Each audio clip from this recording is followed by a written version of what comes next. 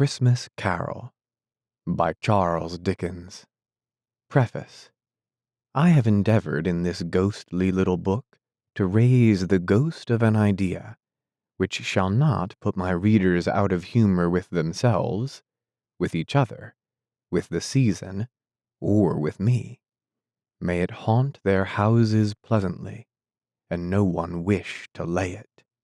Their faithful friend and servant, C.D. December 1843. Stave 1. Marley's Ghost. Marley was dead, to begin with. There is no doubt whatever about that. The register of his burial was signed by the clergyman, the clerk, the undertaker, and the chief mourner. Scrooge signed it, and Scrooge's name was good upon change for anything he chose to put his hand to. Old Marley was as dead as a doornail. Mind, I don't mean to say that I know of my own knowledge what there is particularly dead about a doornail. I might have inclined myself to regard a coffin nail as the deadest piece of ironmongery in the trade.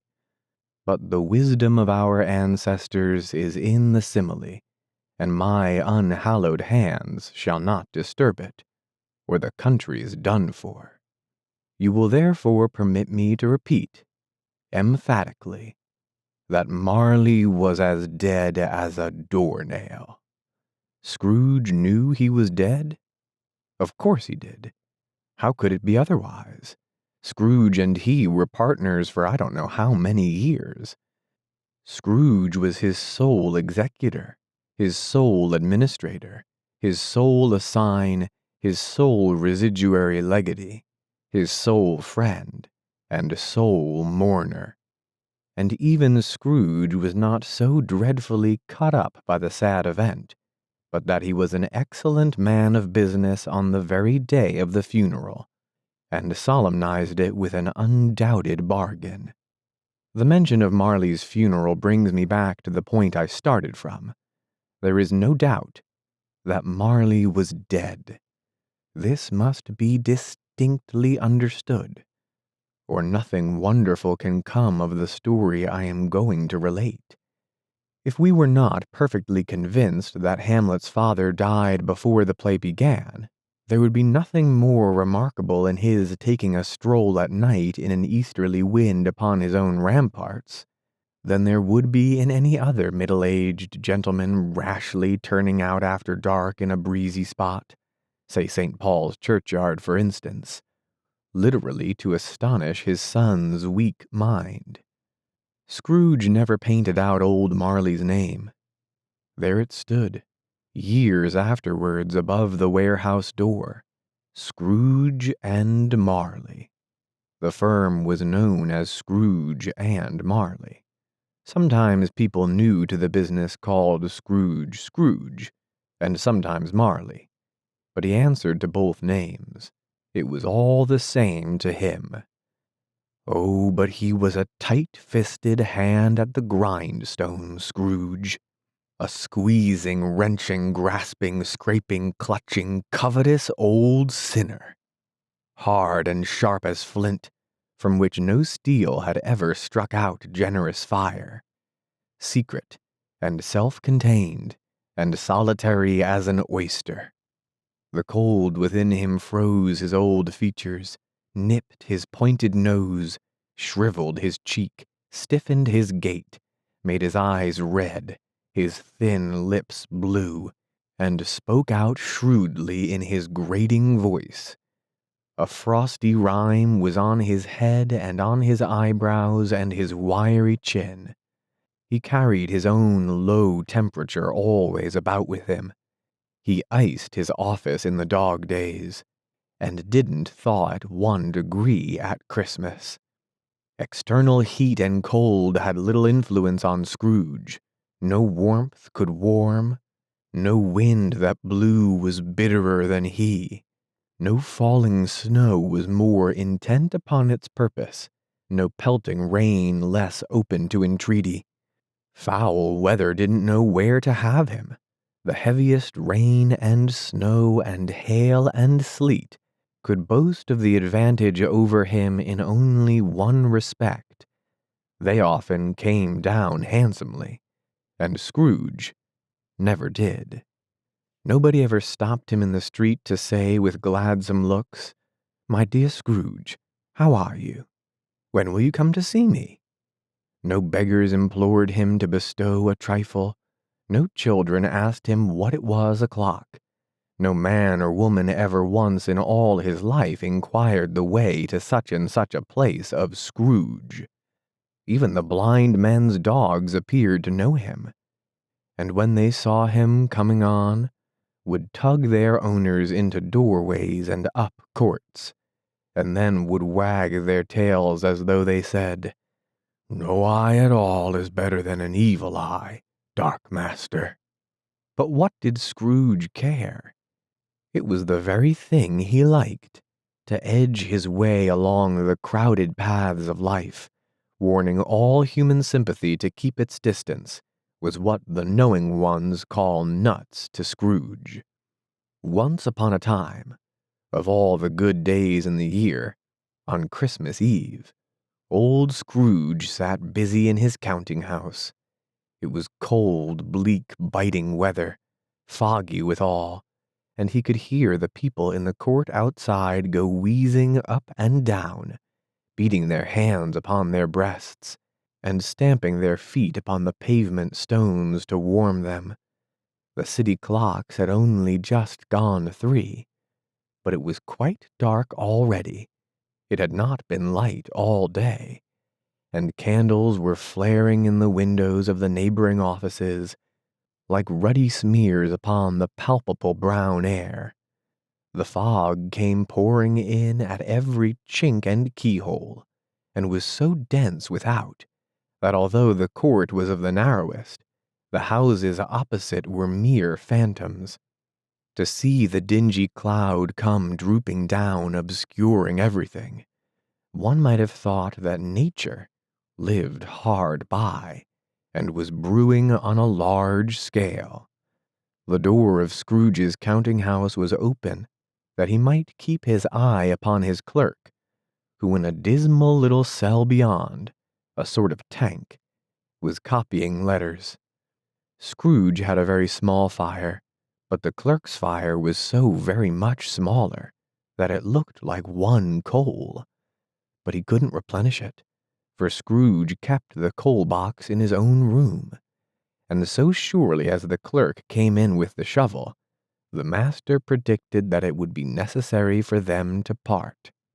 Wherefore the clerk put on his white comforter and tried to warm himself at the candle, in which effort, not being a man of strong imagination, he failed.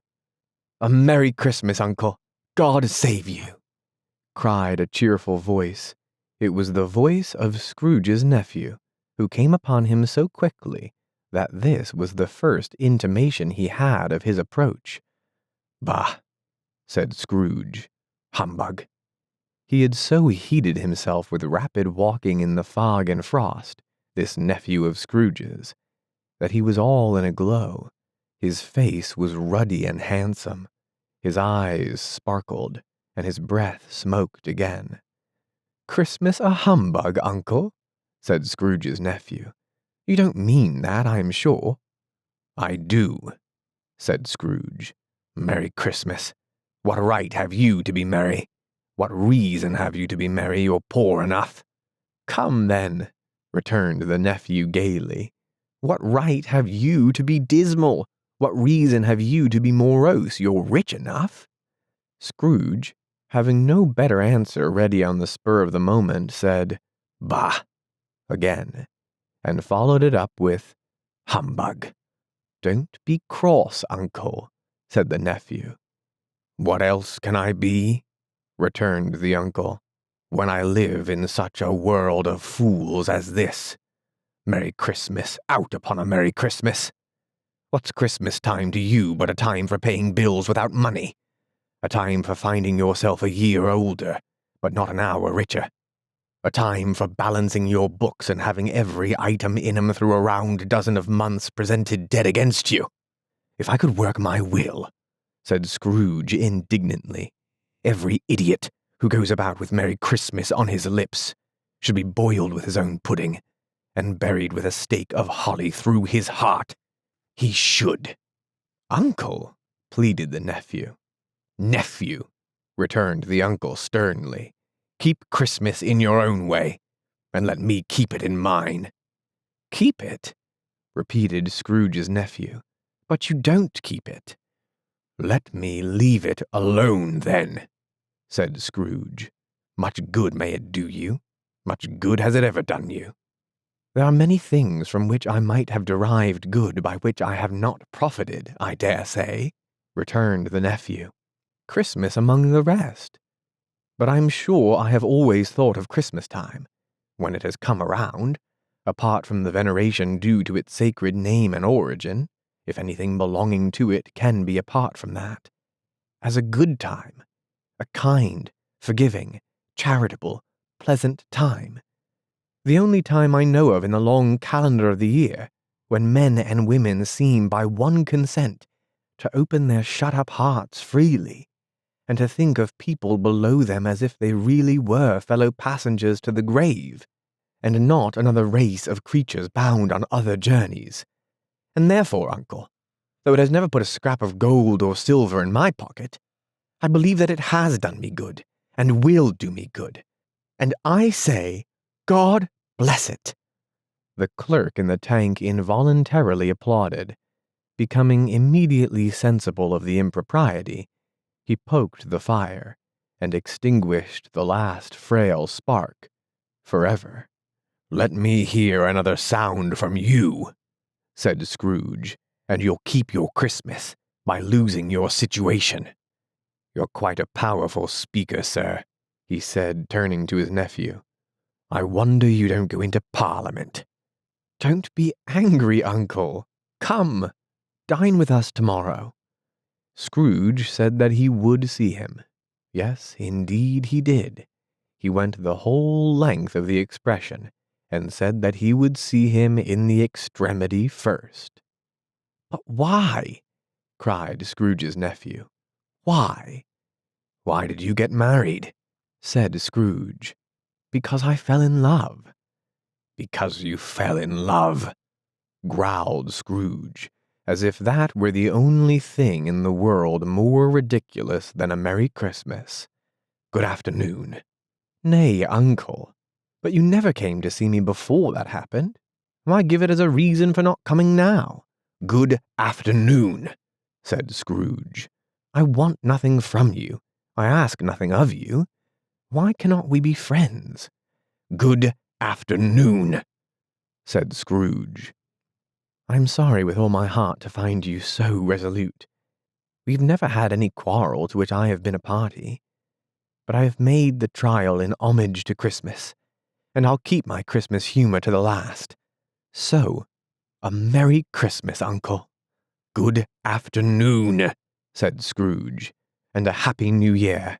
Good afternoon, said Scrooge. His nephew left the room without an angry word notwithstanding. He stopped at the outer door to bestow the greeting of the season on the clerk, who, cold as he was warmer than Scrooge, for he returned them cordially. There's another fellow, muttered Scrooge, who overheard him. My clerk with 15 shillings a week, and a wife and family, talking about a Merry Christmas. I'll retire to Bedlam.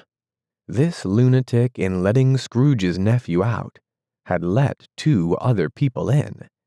They were portly gentlemen, pleasant to behold, and now stood with their hats off in Scrooge's office. They had books and papers in their hands, and bowed to him. Scrooge and Marley's, I believe, said one of the gentlemen, referring to his list.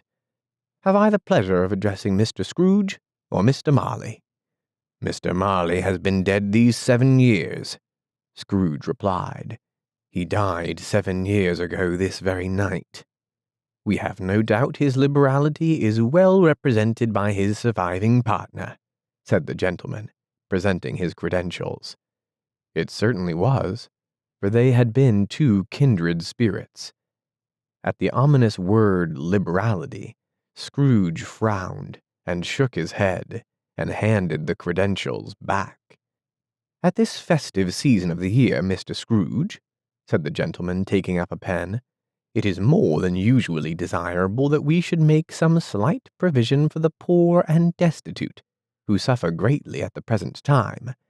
Many thousands are in want of common necessaries. Hundreds of thousands are in want of common comforts, sir. Are there no prisons? Asked Scrooge. Plenty of prisons, said the gentleman, laying down the pen again. And the union workhouses? Demanded Scrooge. Are they still in operation? They are still, returned the gentleman. I wish I could say they were not. The treadmill and the poor law are in full vigor, then? Said Scrooge. Both very busy, sir. Oh, I was afraid from what you said at first that something had occurred to stop them in their useful course, said Scrooge. I'm very glad to hear it. Under the impression that they scarcely furnish Christian cheer of mind or body to the multitude, returned the gentleman, a few of us are endeavoring to raise a fund to buy the poor some meat and drink and means of warmth. We chose this time because it is a time of all others when want is keenly felt and abundance rejoices. What shall I put you down for? Nothing, Scrooge replied. You wish to be anonymous? I wish to be left alone, said Scrooge. Since you ask me what I wish, gentlemen, that is my answer. I don't make merry myself at Christmas, and I can't afford to make idle people merry. I help to support the establishments I have mentioned. They cost enough, and those who are badly off must go there.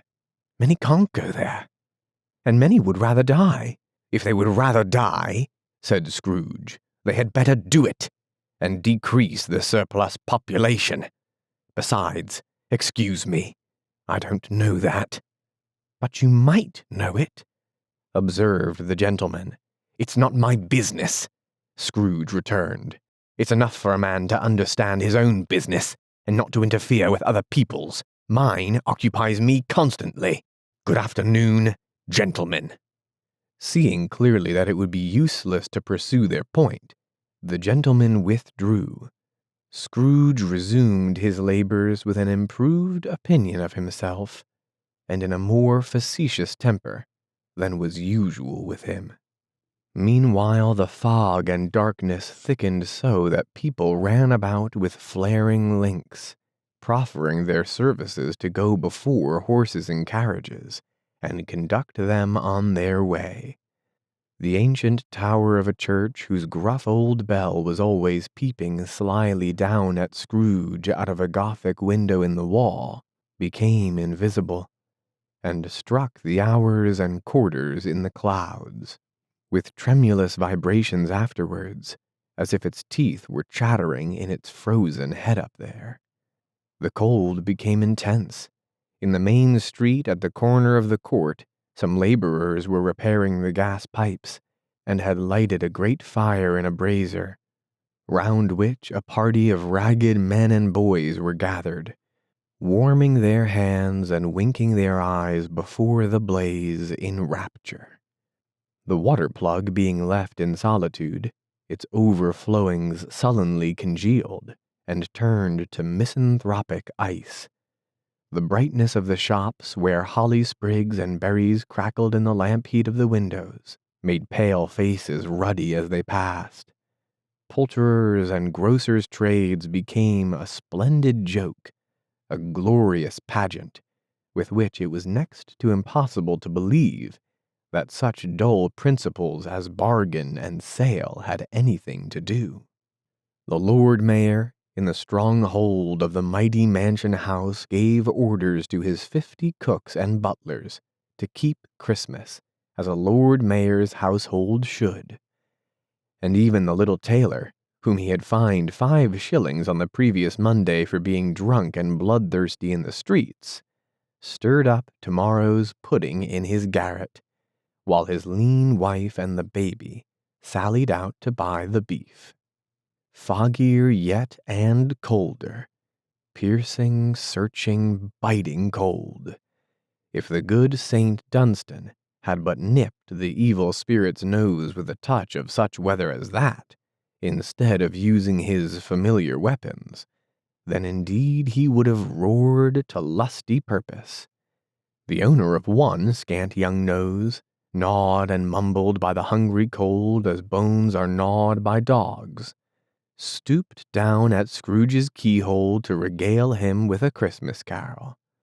But at the first sound of "God bless you, merry gentlemen, may nothing you dismay," Scrooge seized the ruler with such energy of action that the singer fled in terror, leaving the keyhole to the fog and even more congenial frost. At length the hour of shutting up the counting-house arrived. With an ill will, Scrooge dismounted from his stool and tacitly admitted the fact to the expectant clerk in the tank, who instantly snuffed his candle out and put on his hat. "You'll want all day tomorrow, I suppose," said Scrooge. "If quite convenient, sir." "It's not convenient," said Scrooge, "and it's not fair. If I was to stop half a crown for it, you'd think yourself ill-used, I'll be bound." The clerk smiled faintly. "And yet," said Scrooge, "you don't think me ill-used when I pay a day's wages for no work." The clerk observed that it was only once a year. "A poor excuse for picking a man's pocket every 25th of December," said Scrooge, buttoning his greatcoat to the chin. "But I suppose you must have the whole day. Be here all the earlier next morning." The clerk promised that he would, and Scrooge walked out with a growl.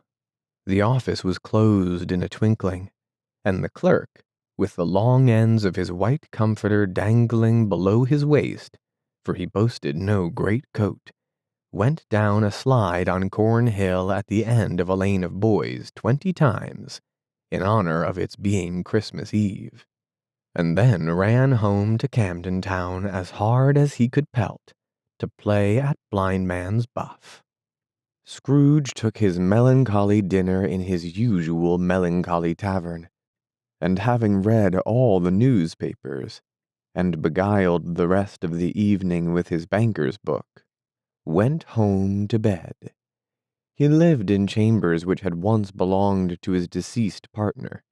They were a gloomy suite of rooms, in a lowering pile of building up a yard, where it had so little business to be, that one could scarcely help fancying it must have run there when it was a young house, playing at hide-and-seek with the other houses, and forgotten the way out again.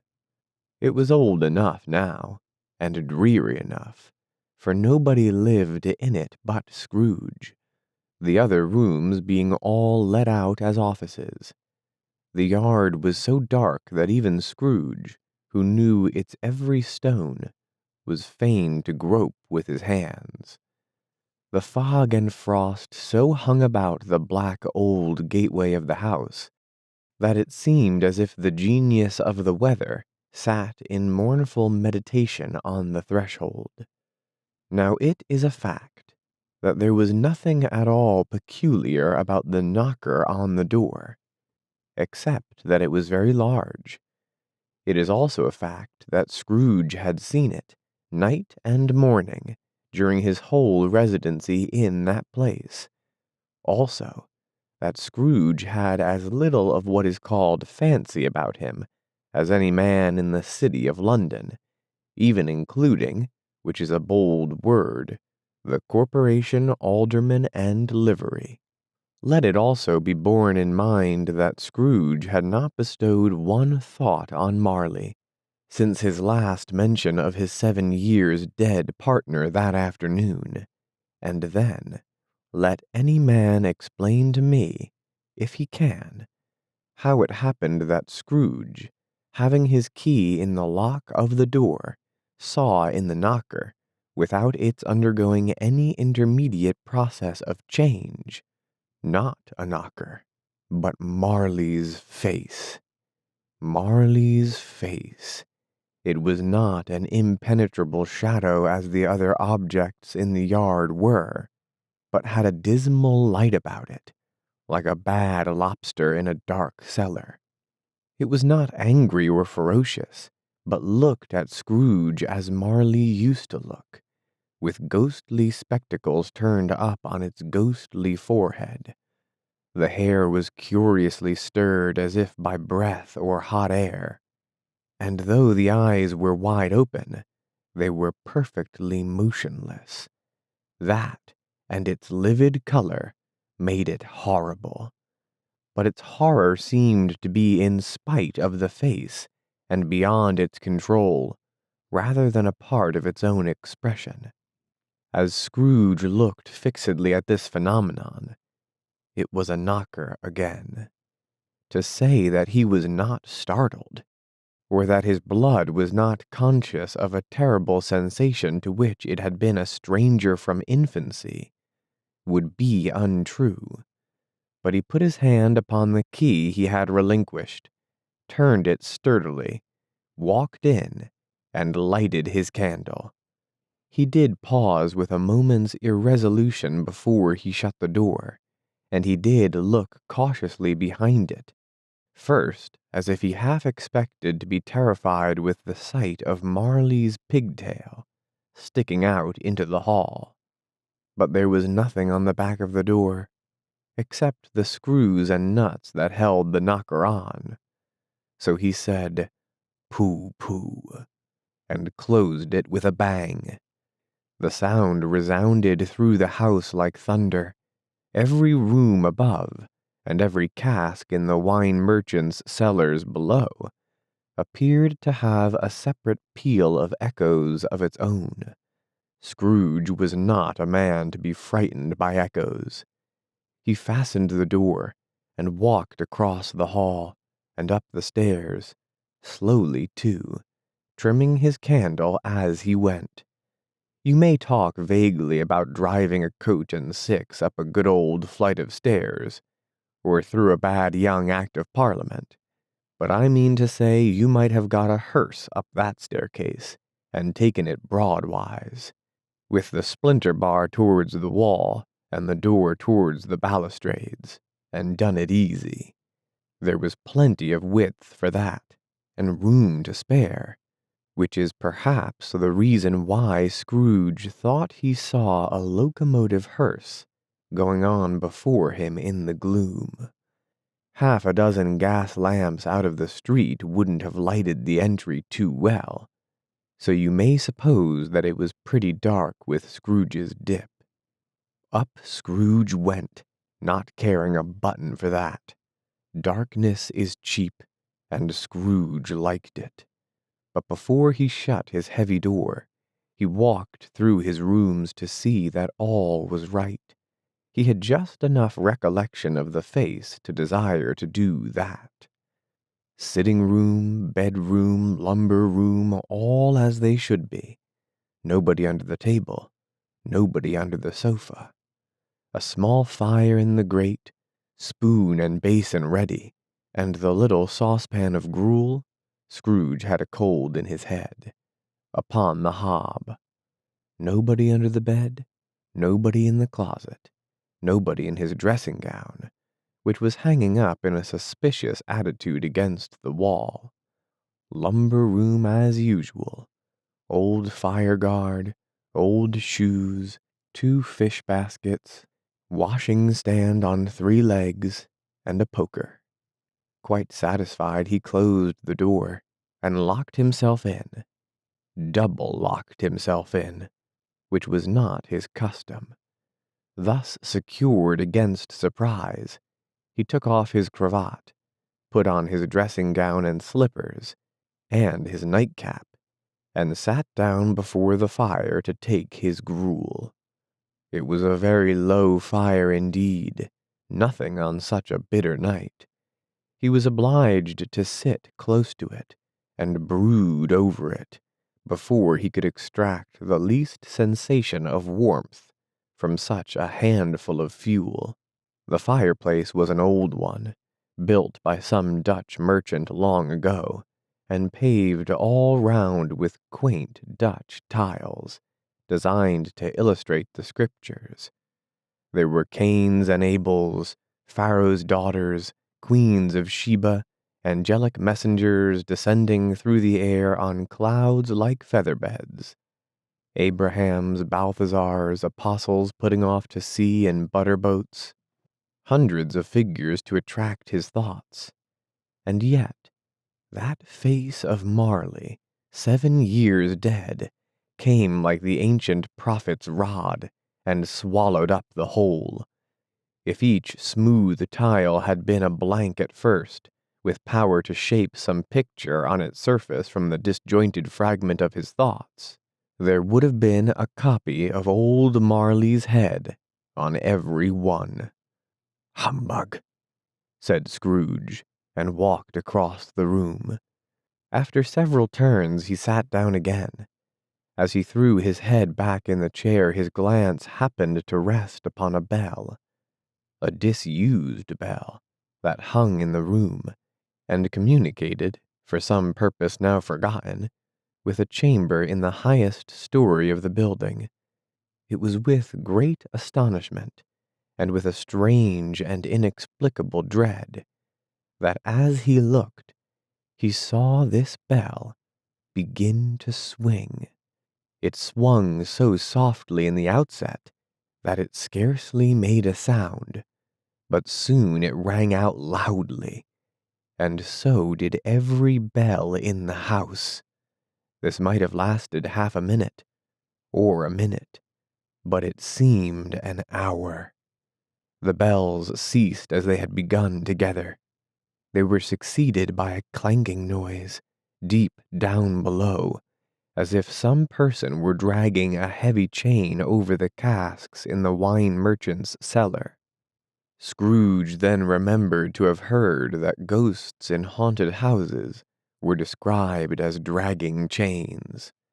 The cellar door flew open with a booming sound, and then he heard the noise much louder, on the floors below, then coming up the stairs, then coming straight towards his door. "It's humbug still," said Scrooge. "I won't believe it." His color changed, though, when without a pause it came on through the heavy door, and passed into the room before his eyes. Upon its coming in, the dying flame leapt up, as though it cried, "I know him, Marley's ghost," and fell again. The same face, the very same. Marley in his pigtail, usual waistcoat, tights and boots, the tassels on the latter bristling, like his pigtail, and his coat skirts, and the hair upon his head. The chain he drew was clasped about his middle. It was long and wound about him like a tail, and it was made, for Scrooge observed it closely, of cash boxes, keys, padlocks, ledgers, deeds, and heavy purses wrought in steel. His body was transparent, so that Scrooge, observing him, and looking through his waistcoat, could see the 2 buttons on his coat behind. Scrooge had often heard it said that Marley had no bowels, but he had never believed it until now. No, nor did he believe it even now. Though he looked the phantom through and through, and saw it standing before him, though he felt the chilling influence of its death-cold eyes, and marked the very texture of the folded kerchief bound around its head and chin, which wrapper he had not observed before, he was still incredulous, and fought against his senses. "How now?" said Scrooge, caustic and cold as ever. "What do you want with me?" "Much." Marley's voice, no doubt about it. "Who are you?" Ask me who I was." "Who were you, then?" said Scrooge, raising his voice. "You're peculiar, for a shade." He was going to say, "to a shade," but substituted this as more appropriate. "In life I was your partner, Jacob Marley."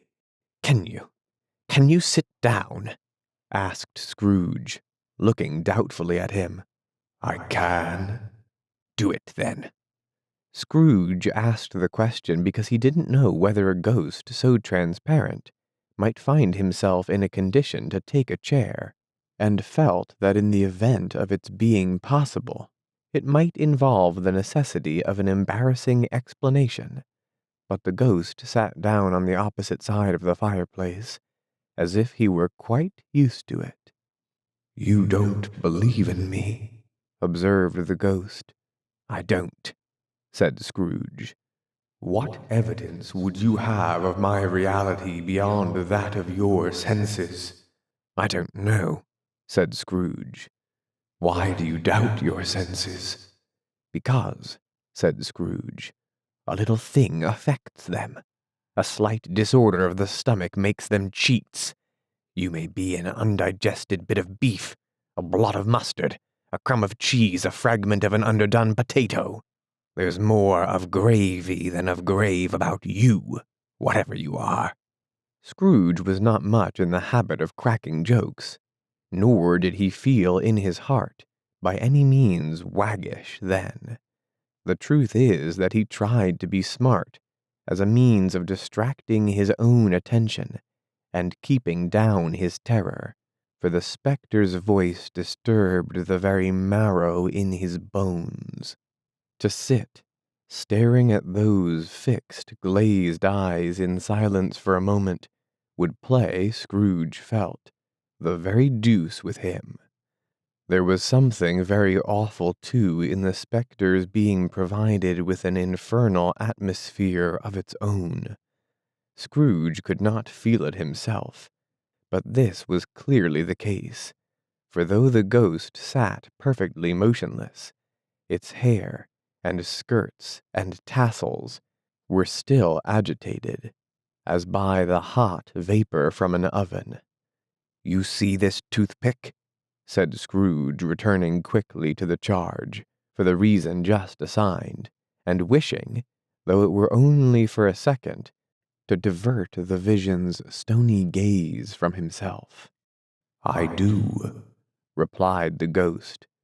"You are not looking at it," said Scrooge.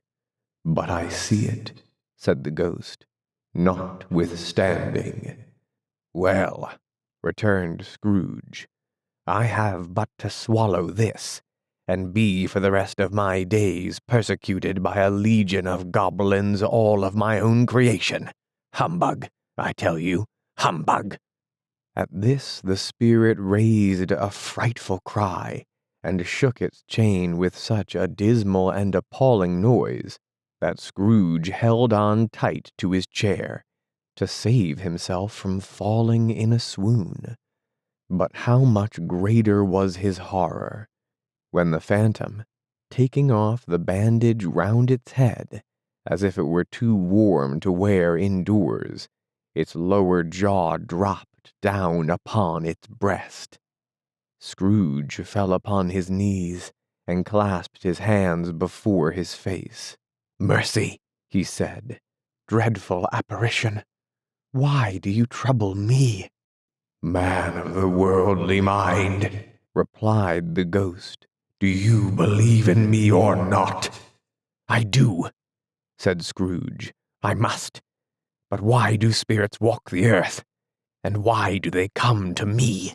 "It is required of every man," the ghost returned, "that the spirit within him should walk abroad among his fellow men, and travel far and wide. And if that spirit goes not forth in life, it is condemned to do so after death. It is doomed to wander through the world. Oh, woe is me, and witness what it cannot share, but might have shared on earth, and turned to happiness." Again the spectre raised a cry, and shook its chain and wrung its shadowy hands. "You are fettered," said Scrooge, trembling. "Tell me why." "I wear the chain I forged in life," replied the ghost. "I made it link by link and yard by yard. I girded it on my own free will, and of my own free will I wore it. Is its pattern strange to you?" Scrooge trembled more and more. "Or would you know," pursued the ghost, "the weight and length of the strong coil you bear yourself? It was full as heavy and as long as this 7 Christmas Eves ago. You have labored on it since. It is a ponderous chain." Scrooge glanced about him on the floor, in the expectation of finding himself surrounded by some 50 or 60 fathoms of iron cable, but he could see nothing. "Jacob," he said imploringly, "old Jacob Marley, tell me more. Speak comfort to me, Jacob." "I have none to give," the ghost replied. "It comes from other regions, Ebenezer Scrooge, and is conveyed by other ministers to other kinds of men. Nor can I tell you what I would. A very little more is all permitted to me. I cannot rest. I cannot stay. I cannot linger anywhere. My spirit never walked beyond our counting house. Mark me. In life, my spirit never roved beyond the narrow limits of our money-changing hole, and weary journeys lie before me." It was a habit with Scrooge, whenever he became thoughtful, to put his hands in his breeches pockets.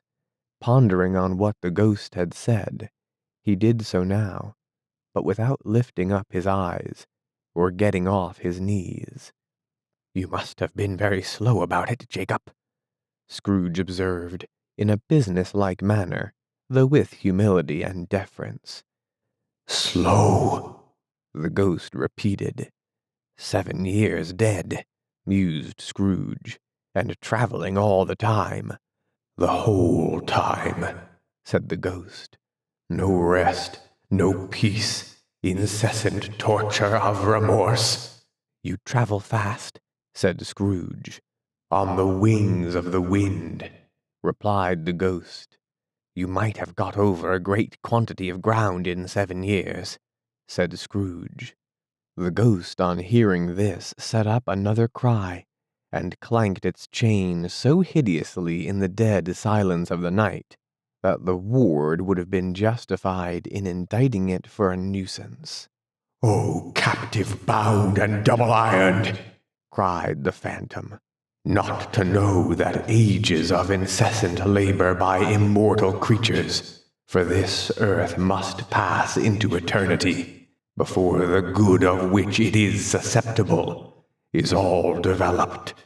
Not to know that any Christian spirit working kindly in its little sphere, whatever it may be, will find its mortal life too short for its vast means of usefulness. Not to know that no space of regret can make amends for one life's opportunity misused. Yet such was I. Oh, such was I." "But you were always a good man of business, Jacob," faltered Scrooge, who had now begun to apply this to himself. "Business!" cried the ghost, wringing its hands again. "Mankind was my business. The common welfare was my business. Charity, mercy, forbearance, and benevolence were all my business. The dealings of my trade were but a drop of water in the comprehensive ocean of my business." It held up its chain at arm's length, as if that were the cause of all its unavailing grief, and flung it heavily upon the ground again. "At this time of the rolling year," the spectre said, "I suffer most. Why did I walk through crowds of fellow beings with my eyes turned down, and never raise them to that blessed star, which led the wise men to a poor abode? Were there no poor homes to which its light would have conducted me?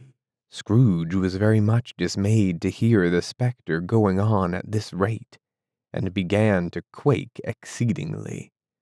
"Hear me," cried the ghost. "My time is nearly gone." "I will," said Scrooge, "but don't be hard upon me. Don't be flowery, Jacob, pray." "How it is that I appear before you in a shape that you can see I may not tell. I have sat invisible beside you many and many a day." It was not an agreeable idea. Scrooge shivered, and wiped the perspiration from his brow. "That is no light part of my penance," pursued the ghost. "I am here tonight to warn you that you have yet a chance and hope of escaping my fate. A chance and hope of my procuring, Ebenezer." "You were always a good friend to me," said Scrooge. "Thank ye." "You will be haunted," resumed the ghost, "by 3 spirits." Scrooge's countenance fell almost as low as the ghost's had done. "Is that the chance and hope you mentioned, Jacob?" he demanded, in a faltering voice. "It is." I think I'd rather not," said Scrooge.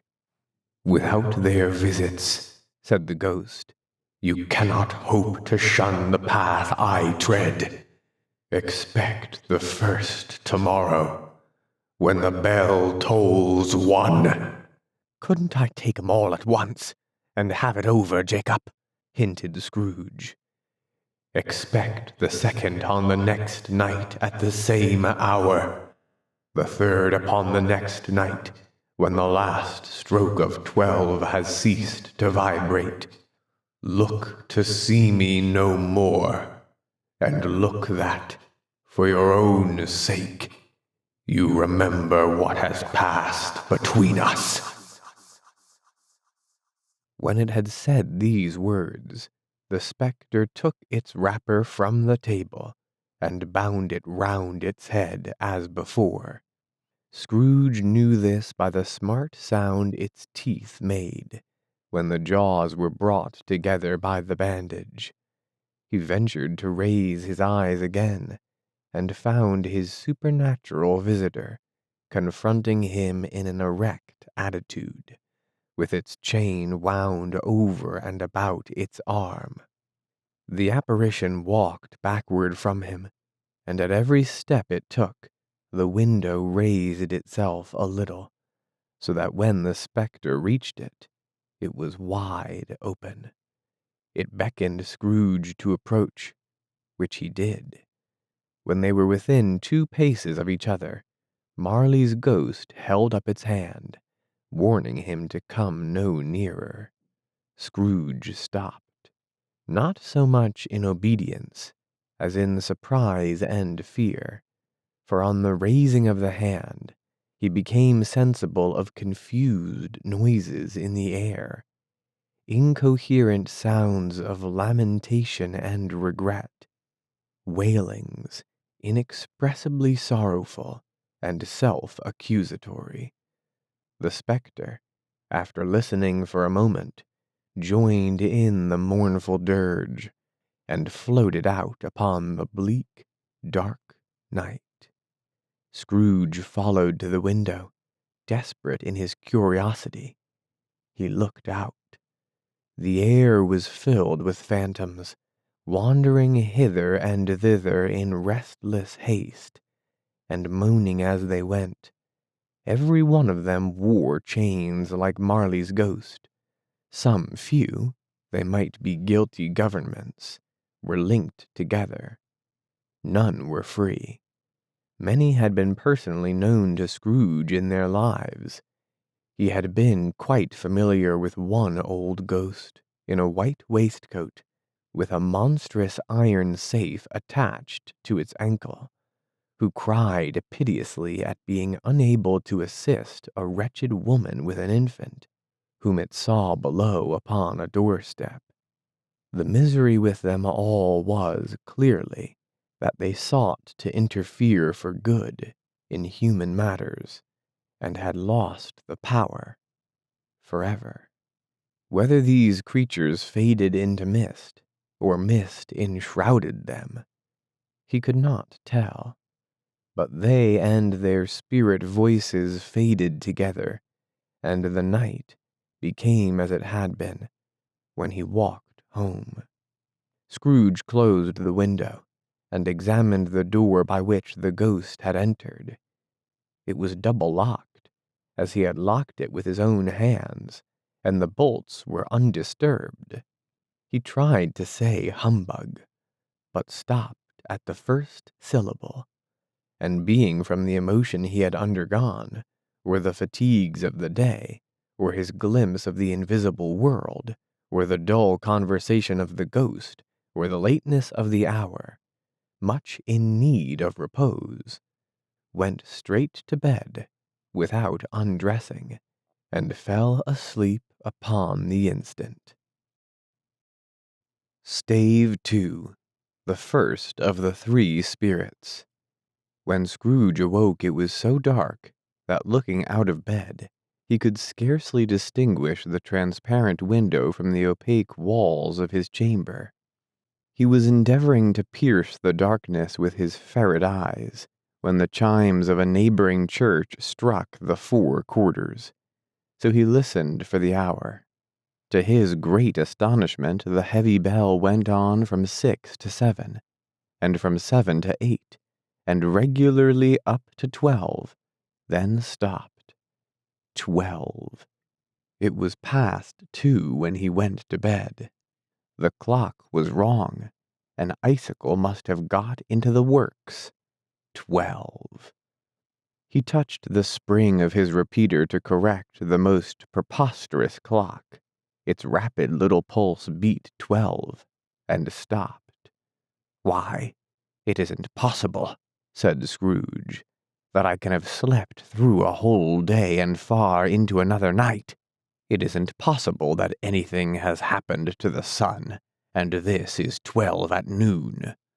The idea being an alarming one, he scrambled out of bed and groped his way to the window. He was obliged to rub the frost off with the sleeve of his dressing gown before he could see anything, and could see very little then.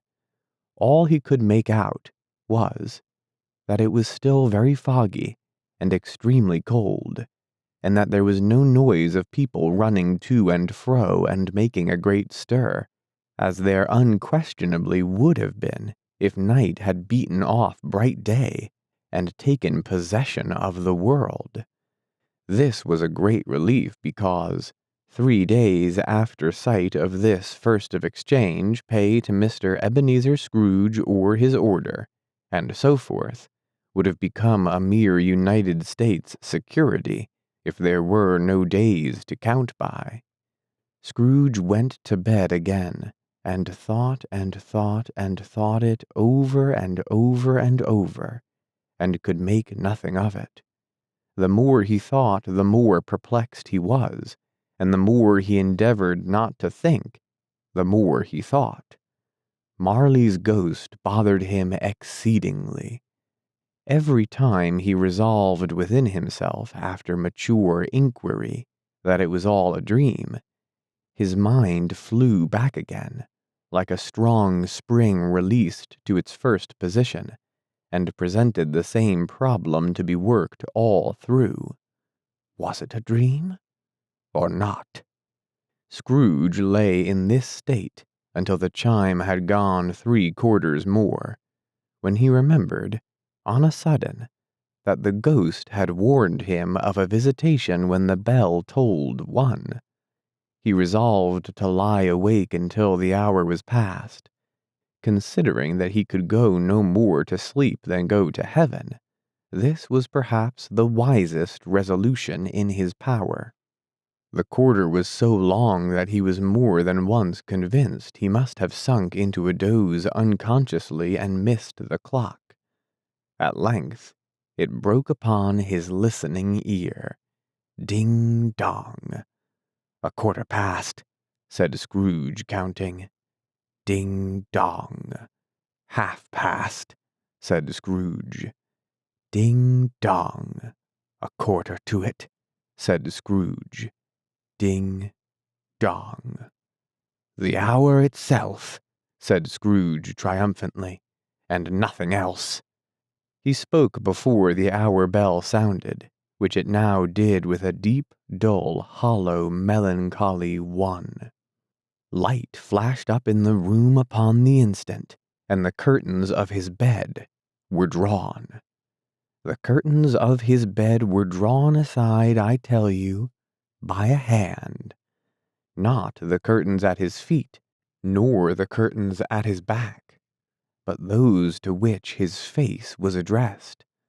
The curtains of his bed were drawn aside, and Scrooge, starting up into a half-recumbent attitude, found himself face to face with the unearthly visitor who drew them, as close to it as I am now to you, and I am standing in the spirit at your elbow.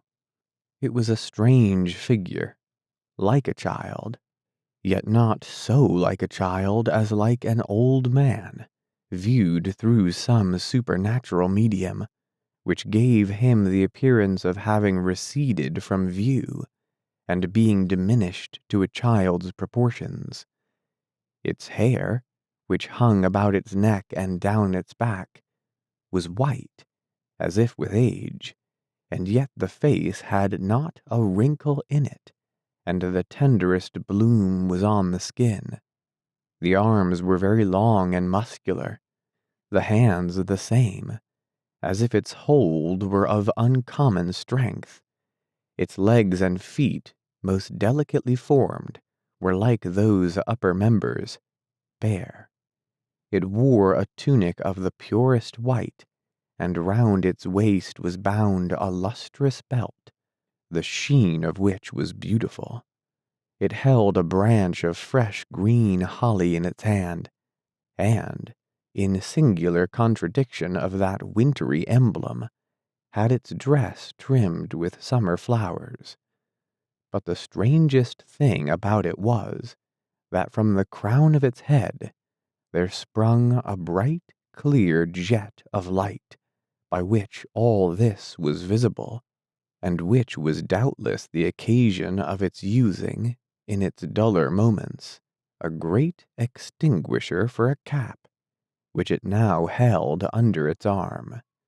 Even this, though, when Scrooge looked at it with increasing steadiness, was not its strangest quality, for as its belt sparkled and glittered, now in one part and now in another, and what was light one instant, at another time was dark, so the figure itself fluctuated in its distinctness, being now a thing with one arm, now with one leg, now with 20 legs, now a pair of legs without a head, now a head without a body, of which dissolving parts no outline would be visible in the dense gloom wherein they melted away, and in the very wonder of this, it would be itself again, distinct and clear as ever. "Are you the spirit, sir, whose coming was foretold to me?" asked Scrooge. "I am." The voice was soft and gentle, singularly low, as if instead of being so close behind him, it were at a distance.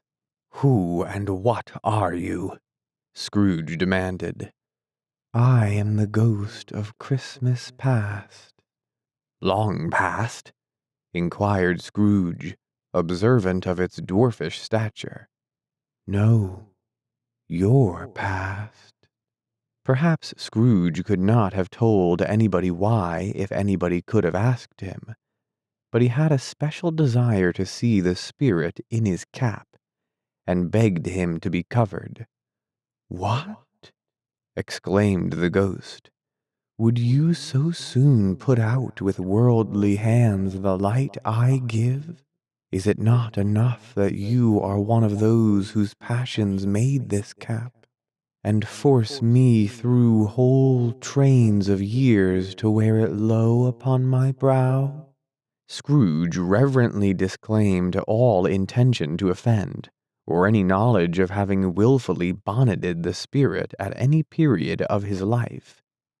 He then made bold to inquire what business brought him there. "Your welfare," said the ghost.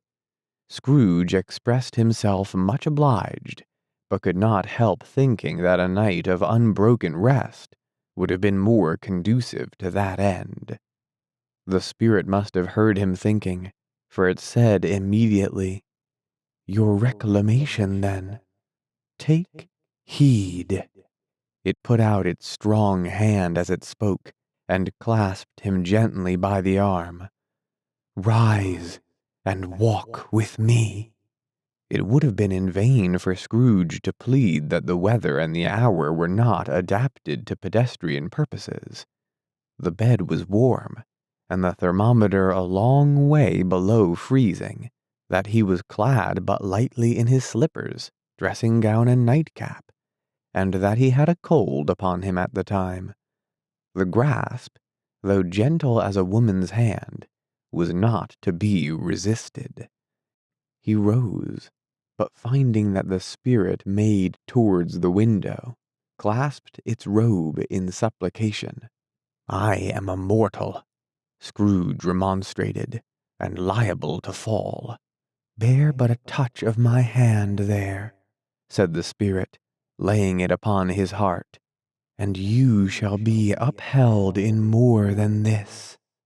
As the words were spoken, they passed through the wall, and stood upon an open country road, with fields on either hand. The city had entirely vanished. Not a vestige of it was to be seen. The darkness and the mist had vanished with it, for it was a clear, cold winter day, with snow upon the ground. "Good heaven!" said Scrooge, clasping his hands together as he looked about him. "I was bred in this place. I was a boy here." The spirit gazed upon him mildly. Its gentle touch, though it had been light and instantaneous, appeared still present to the old man's sense of feeling. He was conscious of 1,000 odors floating in the air, each one connected with 1,000 thoughts, and hopes, and joys, and cares, long, long forgotten. "Your lip is trembling," said the ghost. "And what is that upon your cheek?" Scrooge muttered with an unusual catching in his voice that it was a pimple, and begged the ghost to lead him where he would. "You recollect the way?" inquired the spirit. "Remember it!" cried Scrooge with fervor. "I could walk it blindfold." "Strange to have forgotten it for so many years," observed the ghost. "Let us go on." They walked along the road.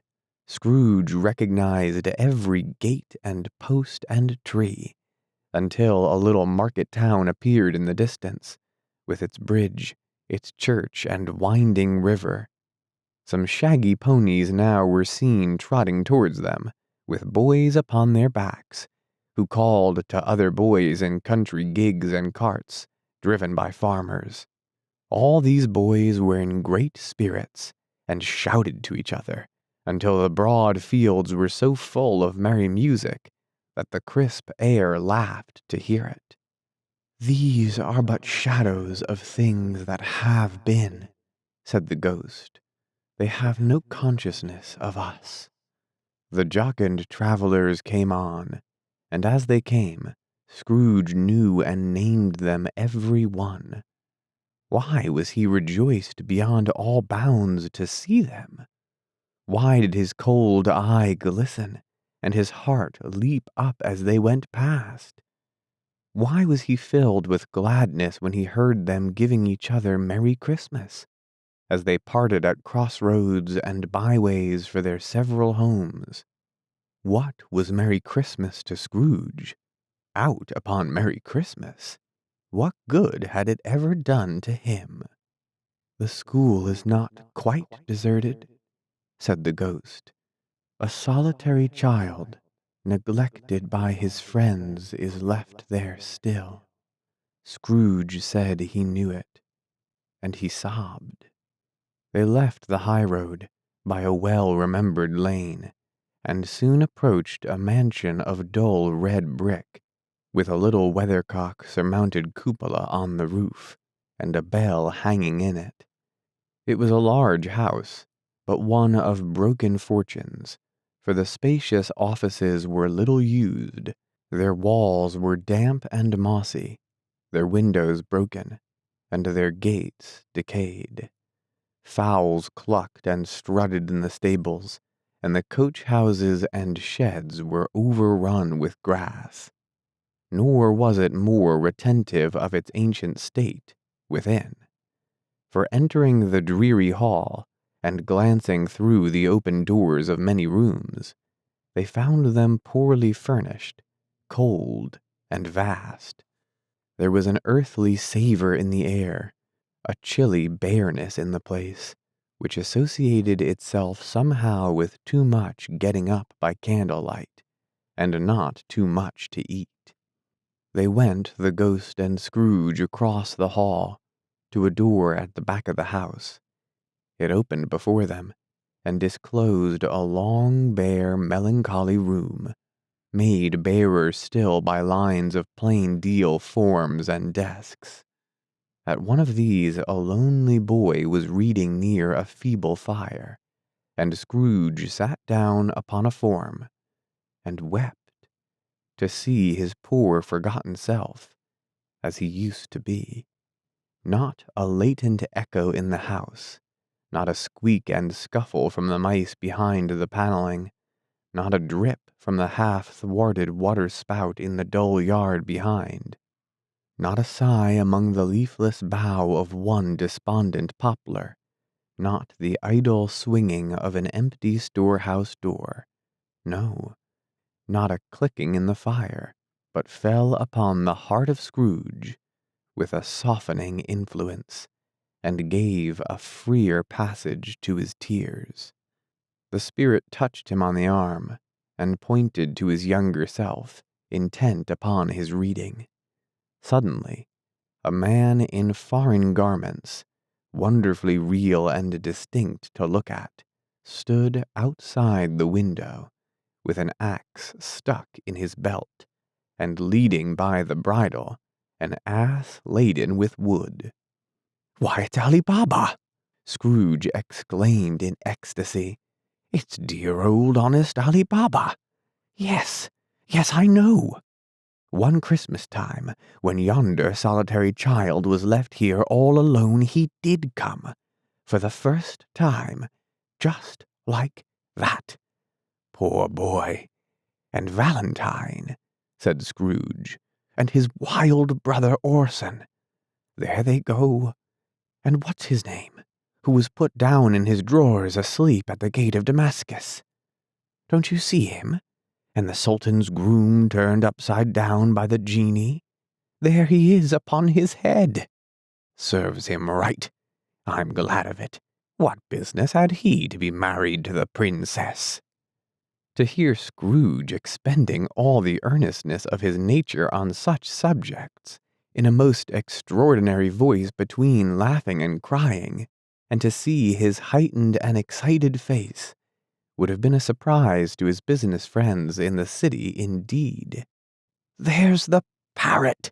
cried Scrooge, "green body and yellow tail, with a thing like a lettuce growing out of the top of its head. There he is. Poor Robin Crusoe, he called him, when he came home again after sailing round the island. Poor Robin Crusoe! Where have you been, Robin Crusoe?" The man thought he was dreaming, but he wasn't. It was the parrot, you know. There goes Friday, running for his life to the little creek. Hello, whoop, hello! Then, with a rapidity of transition very foreign to his usual character, he said in pity for his former self, "Poor boy," and cried again. "I wish," Scrooge muttered, putting his hand in his pocket and looking about him after drying his eyes with his cuff. "But it's too late now." "What is the matter?" asked the spirit. "Nothing," said Scrooge. "Nothing. There was a boy singing a Christmas carol at my door last night. I should have liked to have given him something. That's all." The ghost smiled thoughtfully and waved its hand, saying as it did so, "Let us see another Christmas." Scrooge's former self grew larger at the words, and the room became a little darker and more dirty. The panels shrunk, the windows cracked, fragments of plaster fell out of the ceiling, and the naked laths were shown instead. But how all this was brought about, Scrooge knew no more than you do.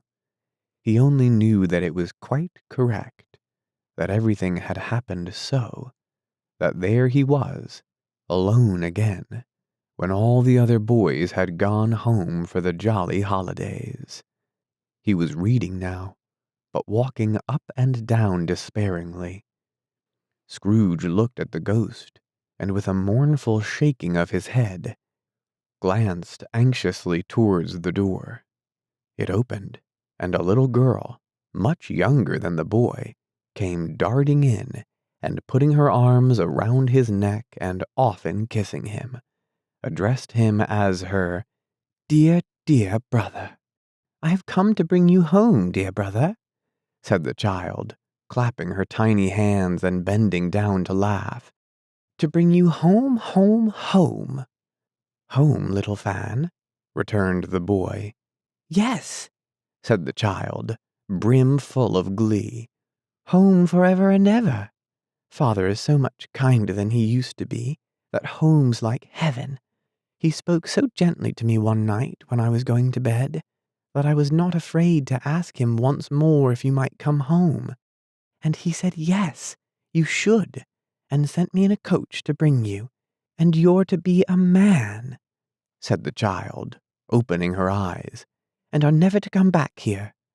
But first, we're to be together all the Christmas long, and have the merriest time in all the world." "You are quite a woman, little Fan," exclaimed the boy. She clapped her hands and laughed, and tried to touch his head, but being too little, laughed again, and stood on tiptoe to embrace him. Then she began to drag him in her childish eagerness towards the door, and he, nothing loath to go, accompanied her. A terrible voice in the hall cried, "Bring down Master Scrooge's box. There." And in the hall appeared the schoolmaster himself, who glared on Master Scrooge with a ferocious condescension, and threw him into a dreadful state of mind by shaking hands with him. He then conveyed him and his sister into the veriest old well of a shivering best parlor that ever was seen, where the maps upon the wall and the celestial and terrestrial globes in the windows were waxy with cold. Here he produced a decanter of curiously light wine and a block of curiously heavy cake, and administered installments of these dainties to the young people, at the same time sending out a meager servant to offer a glass of something to the postboy, who answered that he thanked the gentleman, but if it was the same tap as he had tasted before, he had rather not. Master Scrooge's trunk being by this time on the top of the chaise, the children bade the schoolmaster good-bye right willingly, and getting into it, drove gaily down the garden sweep, the quick wheels dashing the hoarfrost and snow from off the dark leaves of the evergreens like spray. "Always a delicate creature," whom a breath might have withered," said the ghost. "But she had a large heart." "So she had," cried Scrooge. "You're right. I will not gainsay it, spirit. God forbid." "She died a woman," said the ghost, "and had, as I think, children." "One child," Scrooge returned. "True," said the ghost. "Your nephew." Scrooge seemed uneasy in his mind and answered briefly, "Yes." Although they had but that moment left the school behind them, they were now in the busy thoroughfares of a city, where shadowy passengers passed and repassed, where shadowy carts and coaches battled for the way, and all the strife and tumult of a real city were. It was made plain enough by the dressing of the shops that here too it was Christmas time again. But it was evening, and the streets were lighted up. The ghost stopped at a certain warehouse door and asked Scrooge if he knew it. "Know it?" said Scrooge. "Was I apprenticed here?" They went in.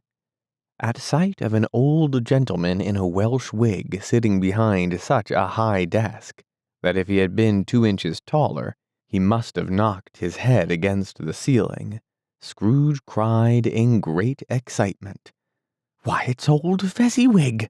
Bless his heart! It's Fezziwig alive again!" Old Fezziwig laid down his pen and looked up at the clock which pointed to the hour of 7. He rubbed his hands, adjusted his capacious waistcoat, laughed all over himself from his shoes to his organ of benevolence, and called out in a comfortable, oily, rich, fat, jovial voice, "Yo ho there, Ebenezer! Dick!" Scrooge's former self, now grown a young man, came briskly in, accompanied by his fellow prentice. "Dick Wilkins, to be sure," said Scrooge to the ghost. "Bless me, yes. There he is. He was very much attached to me, was Dick. Poor Dick. Dear, dear." "Yo ho, my boys," said Fezziwig. "No more work tonight. Christmas Eve, Dick. Christmas, Ebenezer." "Let's have the shutters up," cried old Fezziwig with a sharp clap of his hands. "Before a man can say Jack Robinson." You wouldn't believe how those two fellows went at it. They charged into the street with the shutters. 1, 2, 3. Had 'em up in their places. 4, 5, 6. Barred 'em and pinned 'em. 7, 8, 9. And came back before you could have got to 12, panting like racehorses. "Hilly-ho!" cried old Fezziwig, skipping down from the high desk with wonderful agility. "Clear away, my lads, and let's have lots of room here. Hilly-ho, Dick! Cheer up, Ebenezer!" Clear away! There was nothing they wouldn't have cleared away or couldn't have cleared away with old Fezziwig looking on. It was done in a minute. Every movable was packed off, as if it were dismissed from public life, forevermore. The floor was swept and watered. The lamps were trimmed. Fuel was heaped up the fire, and the warehouse was as snug and warm and dry and bright a ballroom as you would desire to see upon a winter's night. In came a fiddler with a music book, and went up to the lofty desk, and made an orchestra of it, and tuned like 50 stomach aches. In came Mrs. Fezziwig, one vast substantial smile. In came the 3 Miss Fezziwigs, beaming and lovable. In came the 6 young followers whose hearts they broke. In came all the young men and women employed in the business. In came the housemaid with her cousin the baker. In came the cook with her brother's particular friend, the milkman. In came the boy from over the way who was suspected of not having board enough from his master. trying to hide himself behind the girl from next door but one, who was proved to have had her ears pulled by her mistress. In they all came, one after another, some shyly, some boldly, some gracefully, some awkwardly, some pushing, some pulling. In they all came, anyhow and everyhow. Away they all went, 20 couples at once, hands half round and back again the other way, down the middle and up again, round and round in various stages of affectionate grouping. Old top couple always turning up in the wrong place, new top couple starting off again as soon as they got there. All top couples at last, and not a bottom one to help them. When this result was brought about, old Fezziwig, clapping his hands to stop the dance, cried out, "Well done!" And the fiddler plunged his hot face into a pot of porter, especially provided for that purpose. But scorning the rest, upon his reappearance, he instantly began again, though there were no dancers yet, as if the other fiddler had been carried home, exhausted, on a shutter, and he were a brand new man resolved to beat him out of sight, or perish. There were more dances, and there were forfeits, and more dances, and there was cake, and there was negus, and there was a great piece of cold roast, and there was a great piece of cold boiled, and there were mince pies, and plenty of beer. But the great effect of the evening came after the roast and boiled, when the fiddler, an artful dog, mind, the sort of man who knew his business better than you or I could have told it him, struck up Sir Roger de Coverley. Then old Fezziwig stood out to dance with Miss Fezziwig, top couple too, with a good stiff piece of work cut out for them. 3 or 4 and 20 pair of partners, people who were not to be trifled with, people who would dance, and had no notion of walking. But if they had been twice as many, 4 times, old Fezziwig would have been a match for them, and so would Miss Fezziwig. As to her, she was worthy to be his partner in every sense of the term. If that's not high praise, tell me higher, and I'll use it. A positive light appeared to issue from Fezziwig's calves. They shone in every part of the dance like moons. You couldn't have predicted, at any given time, what would have become of them next. And when old Fezziwig and Mrs. Fezziwig had gone all through the dance, advance and retire, both hands to your partner, bow and curtsy, corkscrew, thread the needle, and back again to your place, Fezziwig cut so deftly that he appeared to wink with his legs, and came upon his feet again, without a stagger.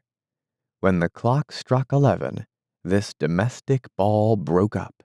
Mr. and Mrs. Fezziwig took their stations, one on either side of the door, and shaking hands with every person individually as he or she went out, wished him or her a Merry Christmas.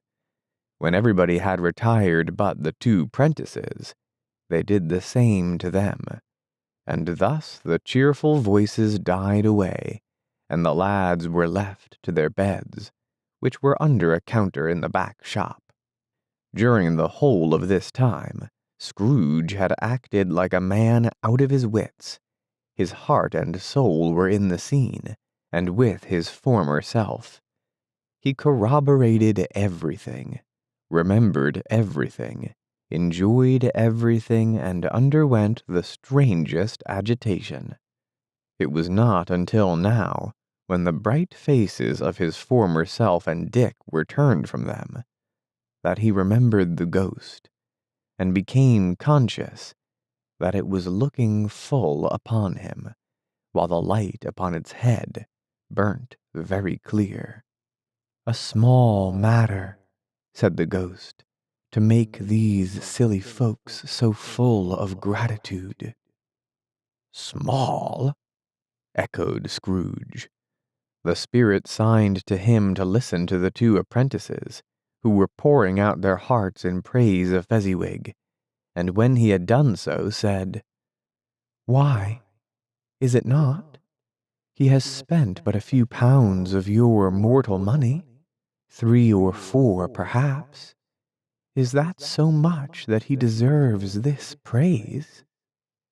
"It isn't that," said Scrooge, heated by the remark, and speaking unconsciously like his former, not his latter self. "It isn't that, spirit. He has the power to render us happy or unhappy, to make our service light or burdensome, a pleasure or a toil. Say that this power lies in words and looks, in things so slight and insignificant that it is impossible to add and count 'em up. What then? The happiness he gives is quite as great as if it cost a fortune." He felt the spirit's glance and stopped.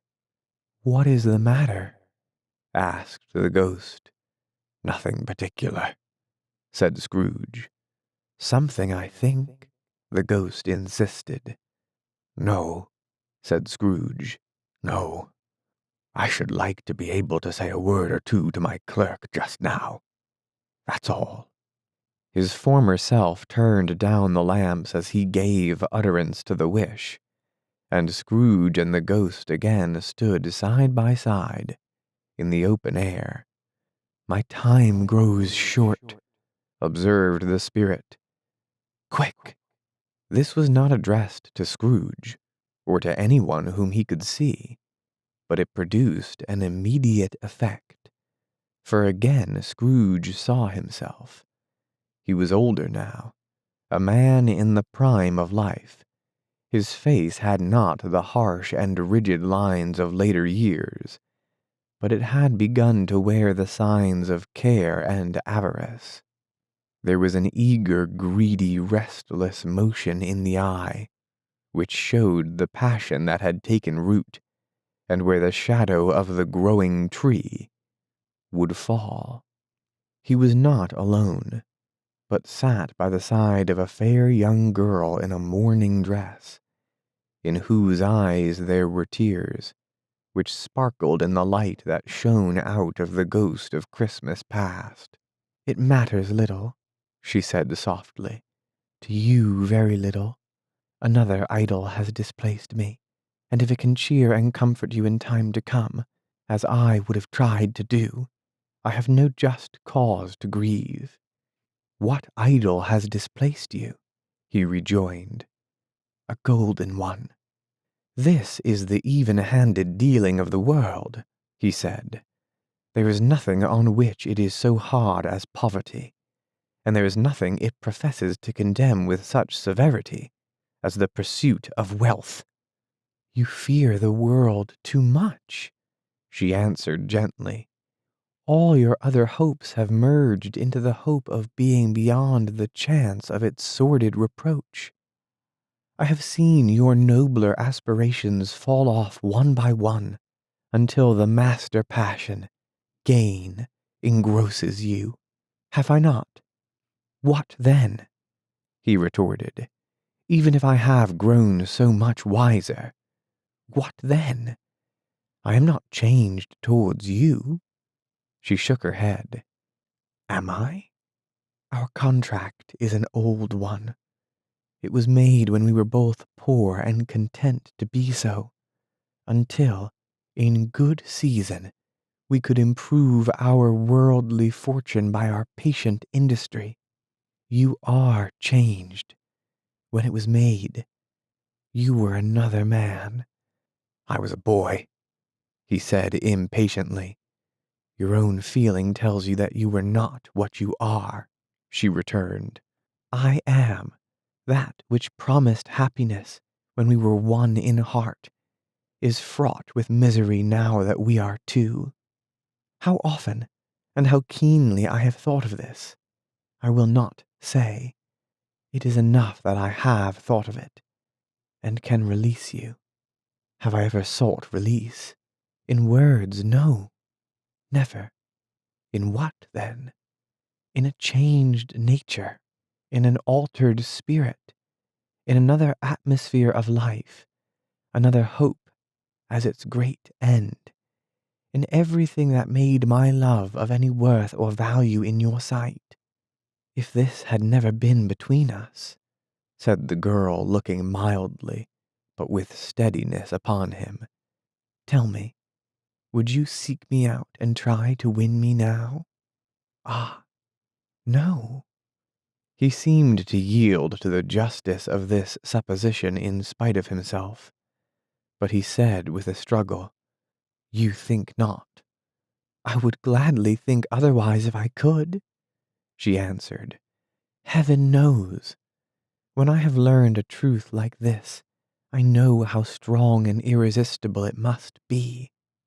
But if you were free today, tomorrow, yesterday, can even I believe that you would choose a dowerless girl? You, who in your very confidence with her weigh everything by gain, or choosing her, if for a moment you were false enough to your one guiding principle to do so, do I not know that your repentance and regret would surely follow? I do, and I release you with a full heart for the love of him you once were. He was about to speak, but with her head turned from him, she resumed, you may. The memory of what is past half makes me hope you will. Have pain in this, a very, very brief time, and you will dismiss the recollection of it gladly, as an unprofitable dream, from which it happened well that you awoke. May you be happy in the life you have chosen. She left him, and they parted. Spirit, said Scrooge, show me no more. Conduct me home. Why do you delight to torture me? One shadow more, exclaimed the ghost. No more, cried Scrooge. No more. I don't wish to see it. Show me no more. But the relentless ghost pinioned him in both his arms, and forced him to observe what happened next. They were in another scene and place, a room not very large or handsome, but full of comfort. Near to the winter fire sat a beautiful young girl, so like the last that Scrooge believed it was the same, until he saw her, now a comely matron, sitting opposite her daughter. The noise in this room was perfectly tumultuous, for there were more children there than Scrooge in his agitated state of mind could count. And unlike the celebrated herd in the poem, they were not 40 children conducting themselves like one, but every child was conducting itself like 40. The consequences were uproarious beyond belief, but no one seemed to care. On the contrary, the mother and daughter laughed heartily and enjoyed it very much, and the latter, soon beginning to mingle in the sports, got pillaged by the young brigands most ruthlessly. What would I not have given to be one of them, though I never could have been so rude? No, no, I wouldn't for the wealth of all the world have crushed that braided hair and torn it down. And for the precious little shoe, I wouldn't have plucked it off, God bless my soul, to save my life. As to measuring her waist in sport as they did, bold young brood, I couldn't have done it. I should have expected my arm to have grown round it for a punishment, and never come straight again. And yet I should have dearly liked, I own, to have touched her lips, to have questioned her, that she might have opened them, to have looked upon the lashes of her downcast eyes, and never raised a blush, to have let loose waves of hair, an inch of which would be a keepsake beyond price. In short, I should have liked, I do confess, to have had the lightest license of a child, and yet to have been man enough to know its value. But now a knocking at the door was heard, and such a rush immediately ensued that she, with laughing face and plundered dress, was borne towards it, the center of a flushed and boisterous group, just in time to greet the father, who came home attended by a man laden with Christmas toys and presents.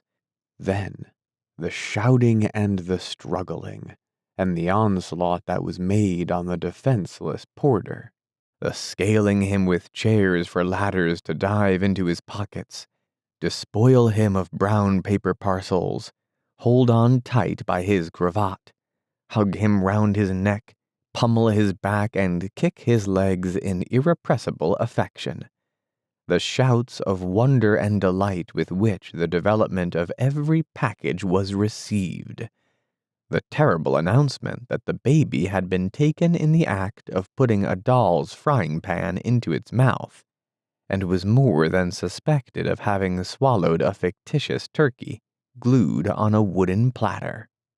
The immense relief of finding this a false alarm.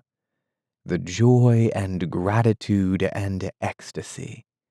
They are all indescribable alike. It is enough that by degrees the children and their emotions got out of the parlor, and by one stair at a time, up to the top of the house, where they went to bed, and so subsided. And now Scrooge looked on more attentively than ever, when the master of the house, having his daughter leaning fondly on him, sat down with her and her mother at his own fireside. And when he thought that such another creature, quite as graceful and as full of promise, might have called him father, and been a springtime in the haggard winter of his life, his sight grew very dim indeed. "Belle," said the husband, turning to his wife with a smile, "I saw an old friend of yours this afternoon." "Who was it?" "Guess." "How can I?"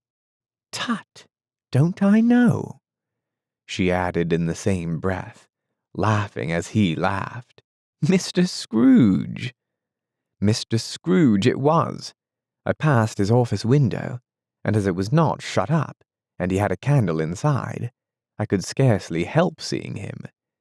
His partner lies upon the point of death, I hear, and there he sat alone. Quite alone in the world, I do believe.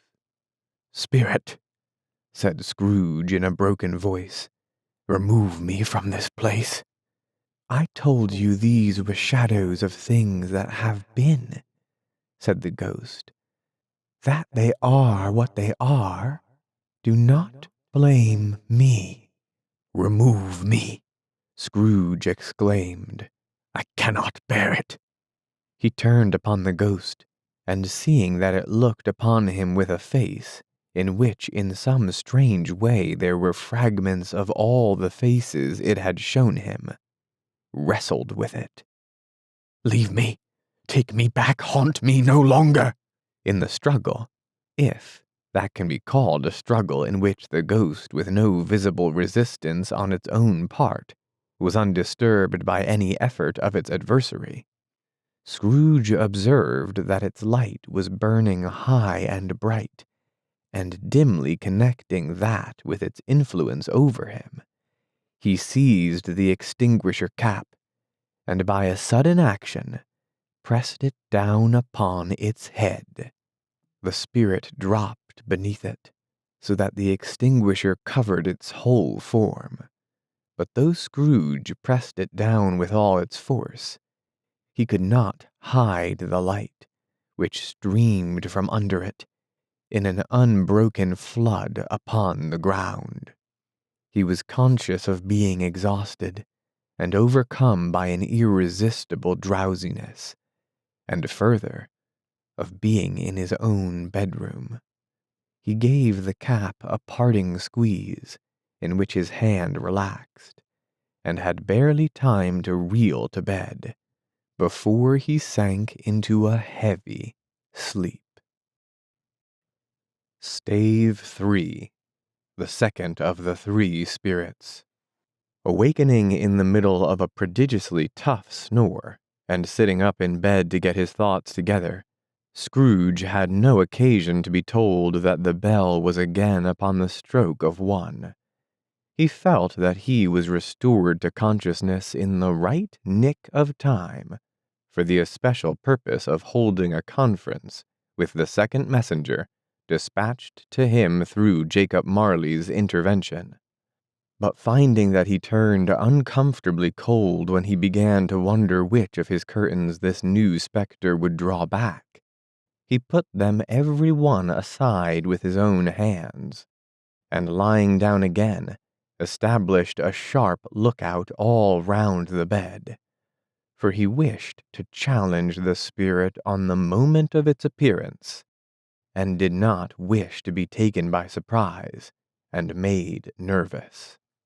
Gentlemen of the free and easy sort, who plume themselves on being acquainted with a move or two, and being usually equal to the time of day, express the wide range of their capacity for adventure by observing that they are good for anything from pitch and toss to manslaughter, between which opposite extremes, no doubt, there lies a tolerably wide and comprehensive range of subjects.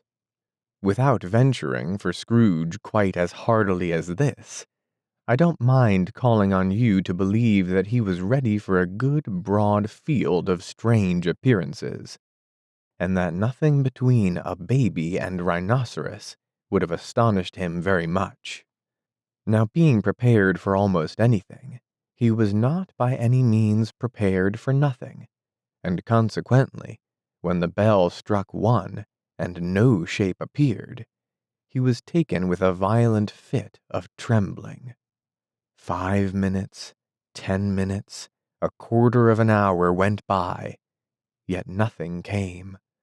All this time he lay upon his bed, the very core and center of a blaze of ruddy light, which streamed upon it when the clock proclaimed the hour, and which, being only light, was more alarming than a dozen ghosts, as he was powerless to make out what it meant, or would be at, and was sometimes apprehensive that he might be at that very moment an interesting case of spontaneous combustion, without having the consolation of knowing it.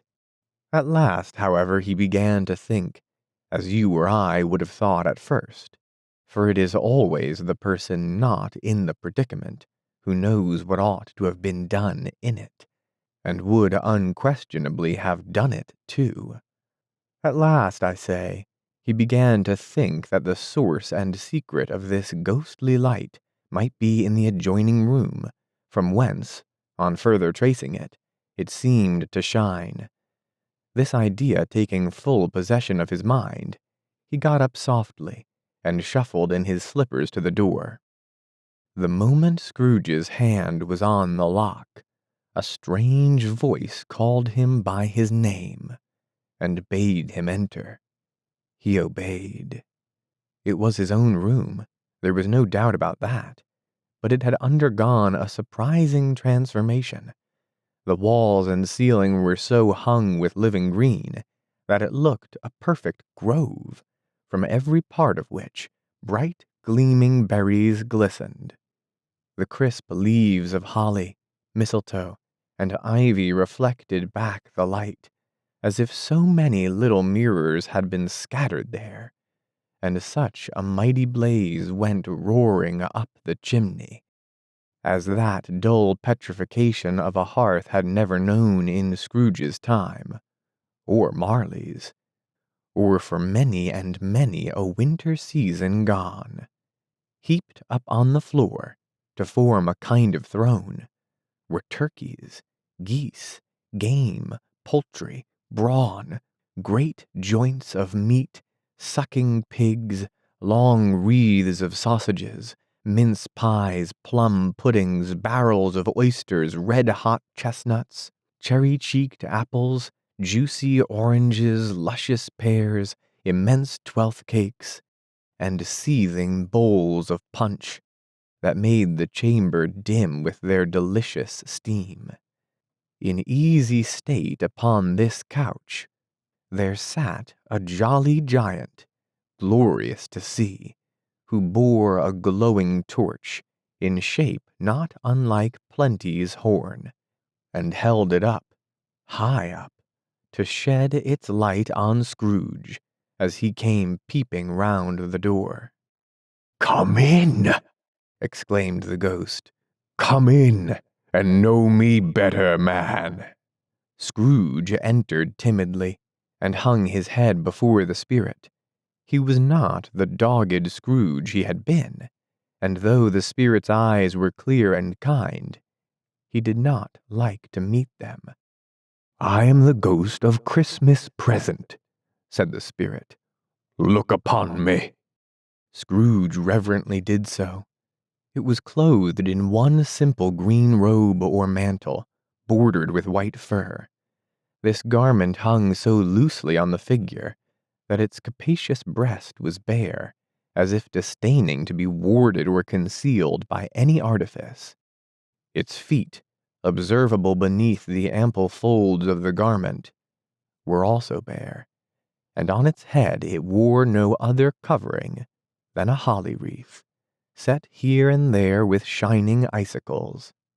Its dark brown curls were long and free as its genial face, its sparkling eye, its open hand, its cheery voice, its unconstrained demeanor, and its joyful air. Girded round its middle was an antique scabbard, but no sword was in it, and the ancient sheath was eaten up with rust. "You have never seen the like of me before," exclaimed the spirit. "Never," Scrooge made answer to it.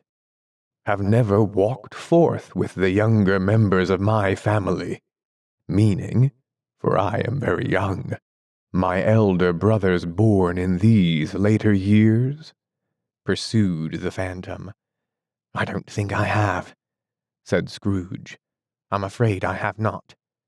Have you had many brothers, spirit?" "More than 1,800, said the ghost.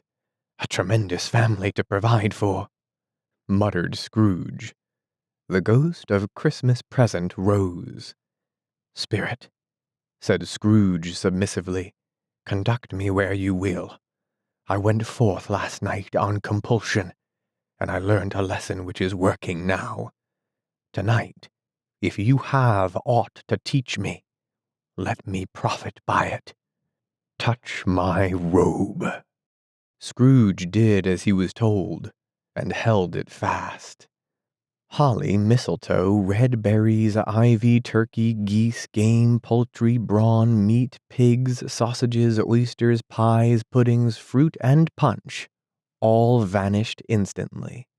So did the room, the fire, the ruddy glow, the hour of night, and they stood in the city streets on Christmas morning, where, for the weather was severe, the people made a rough but brisk and not unpleasant kind of music in scraping the snow from the pavement in front of their dwellings, and from the tops of their houses, whence it was mad delight to the boys to see it come plumping down into the road below, and splitting into artificial little snowstorms. The house fronts looked black enough, and the windows blacker, contrasting with the smooth white sheet of snow upon the roofs, and with the dirtier snow upon the ground, which last deposit had been plowed up in deep furrows by the heavy wheels of carts and wagons, furrows that crossed and recrossed each other hundreds of times, where the great streets branched off, and made intricate channels, hard to trace in the thick yellow mud and icy water. The sky was gloomy, and the shortest streets were choked up with a dingy mist, half thawed, half frozen, whose heavier particles descended in a shower of sooty atoms, as if all the chimneys in Great Britain had, by one consent, caught fire, and were blazing away to their dear hearts' content. There was nothing very cheerful in the climate of the town, and yet was there an air of cheerfulness abroad that the clearest summer air and brightest summer sun might have endeavored to diffuse in vain. For the people who were shoveling away on the housetops were jovial and full of glee, calling out to one another from the parapets, and now and then exchanging a facetious snowball, better-natured missile far than many a wordy jest, laughing heartily if it went right, and not less heartily if it went wrong. The poulterers' shops were still half open, and the fruiterers were radiant in their glory. There were great round pot-bellied baskets of chestnuts, shaped like the waistcoats of jolly old gentlemen, lolling at the doors, and tumbling out into the street in their apoplectic opulence.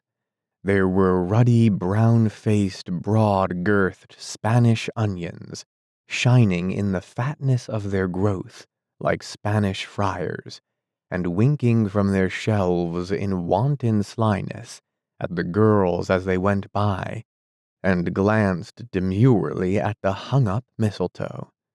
There were pears and apples, clustered high in blooming pyramids.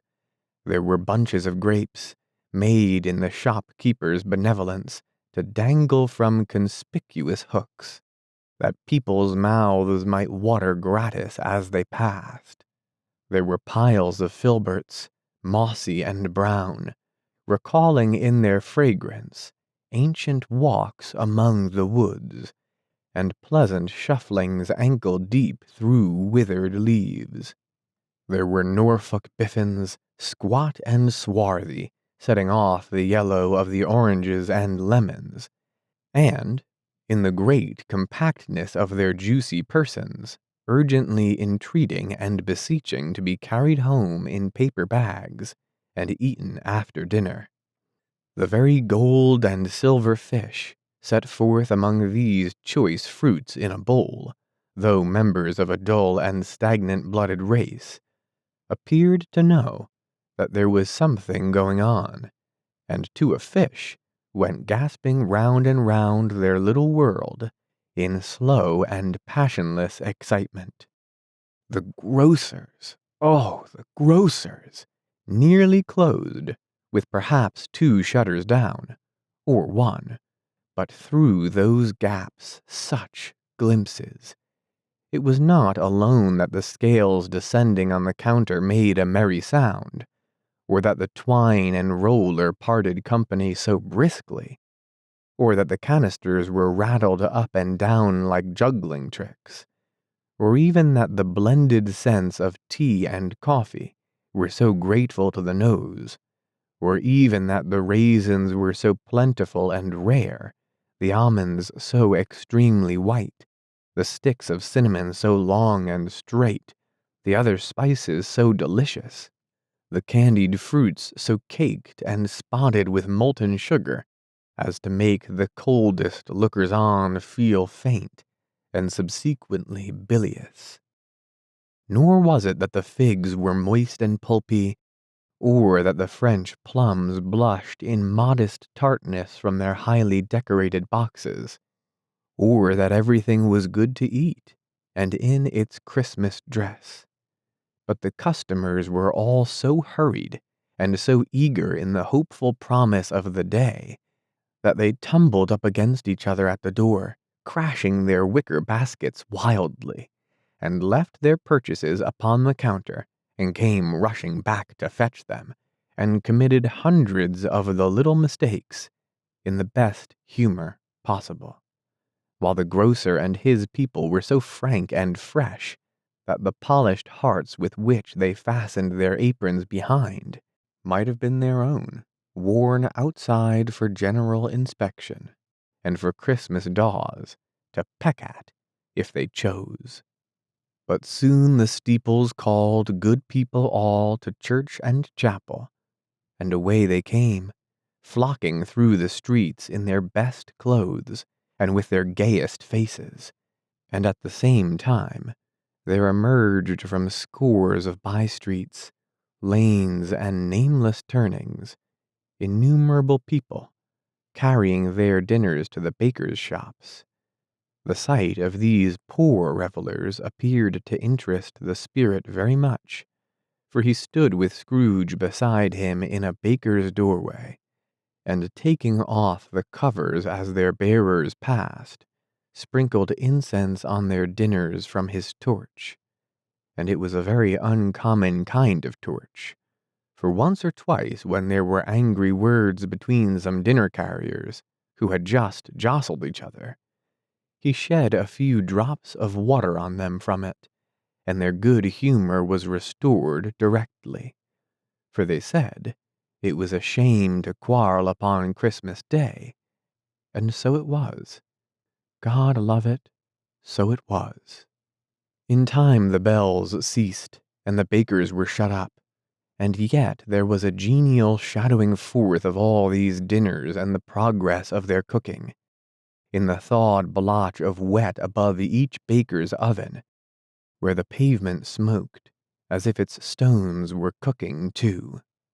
"Is there a peculiar flavor in what you sprinkle from your torch?" asked Scrooge. "There is. My own."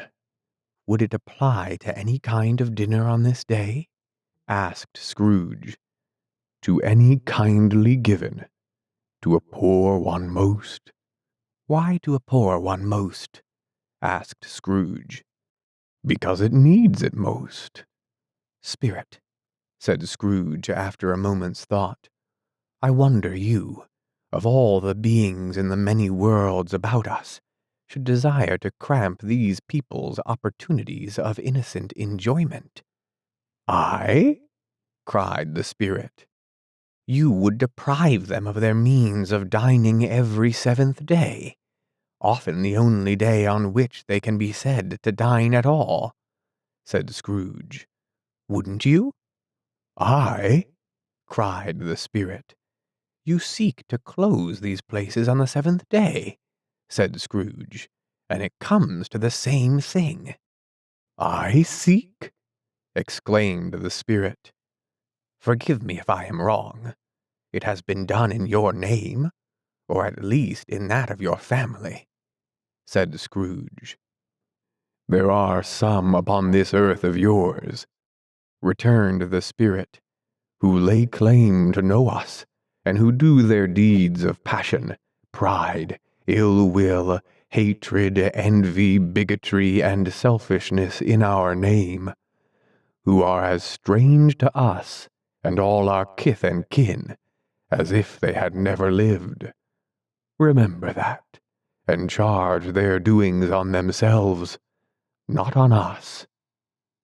Scrooge promised that he would, and they went on, invisible as they had been before, into the suburbs of the town.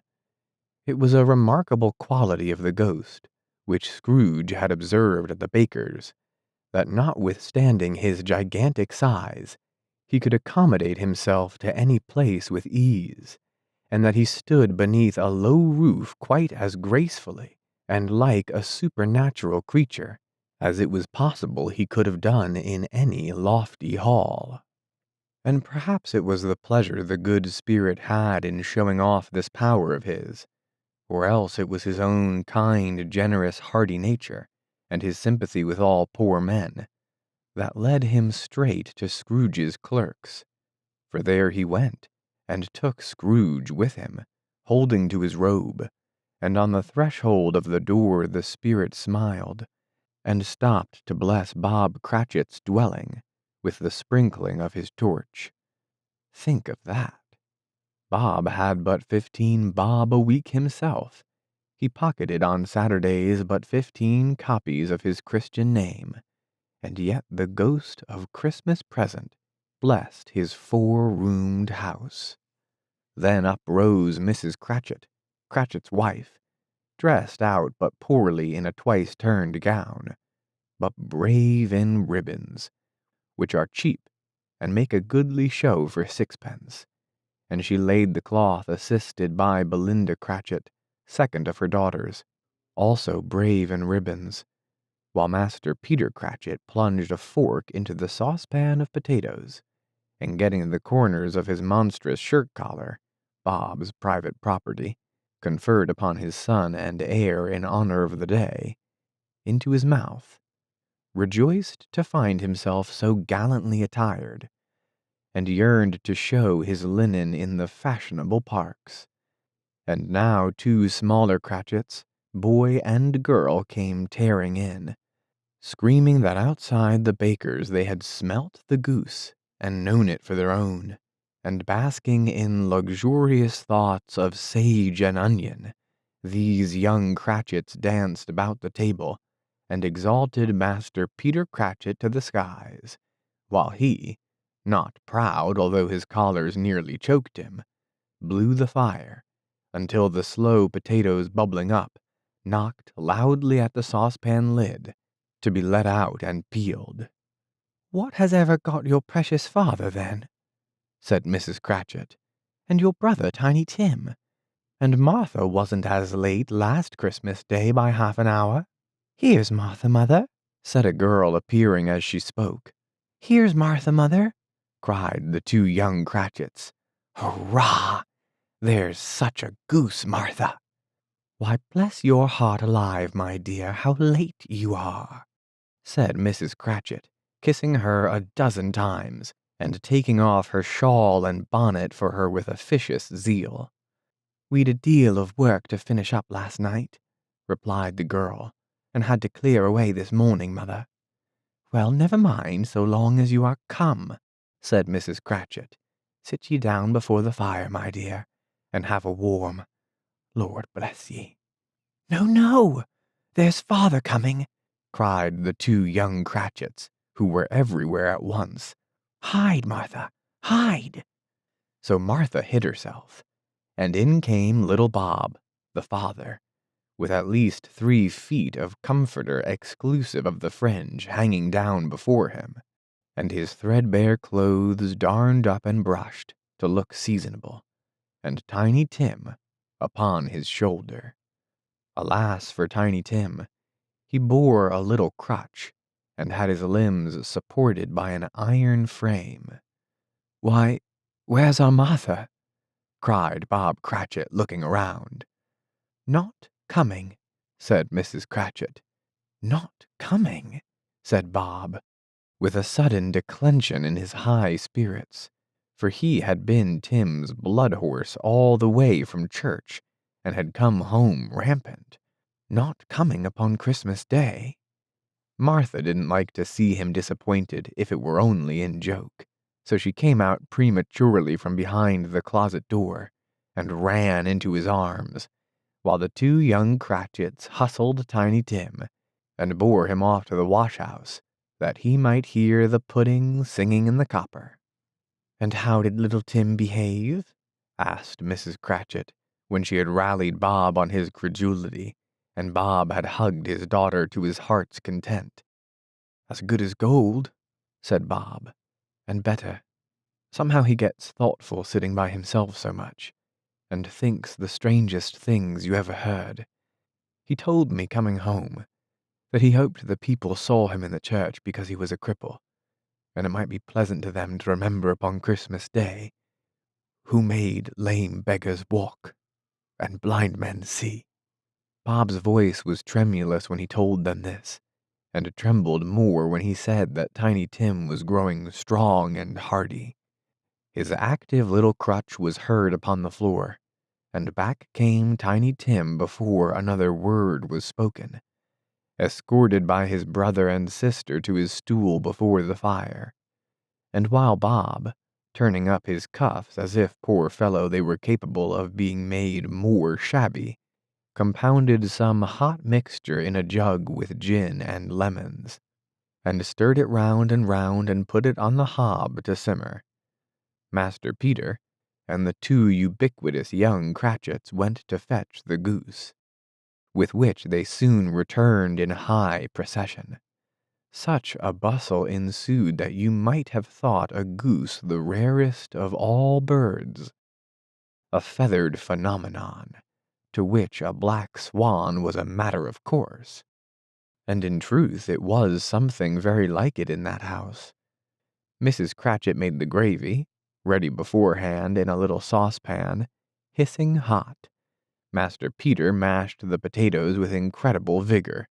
Miss Belinda sweetened up the apple sauce. Martha dusted the hot plates. Bob took Tiny Tim beside him in a tiny corner at the table.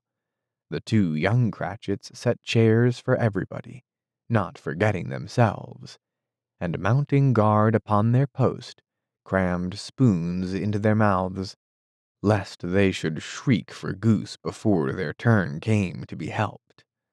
At last the dishes were set on, and grace was said. It was succeeded by a breathless pause, as Mrs. Cratchit, looking slowly all along the carving knife, prepared to plunge it in the breast. But when she did, and when the long-expected gush of stuffing issued forth, one murmur of delight arose all round the board, and even Tiny Tim, excited by the two young Cratchits, beat on the table with the handle of his knife, and feebly cried hurrah.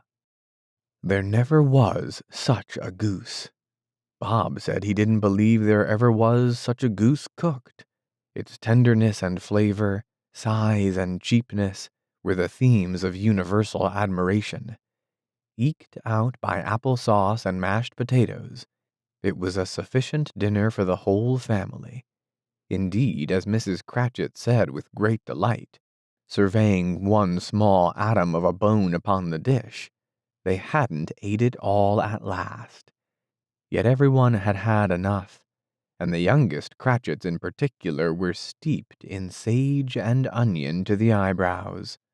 But now, the plates being changed by Miss Belinda, Mrs. Cratchit left the room alone, too nervous to bear witness, to take the pudding up and bring it in. Suppose it should not be done enough? Suppose it should break in turning out? Suppose somebody should have got over the wall of the backyard and stolen it, while they were merry with the goose? A supposition at which the two young Cratchits became livid.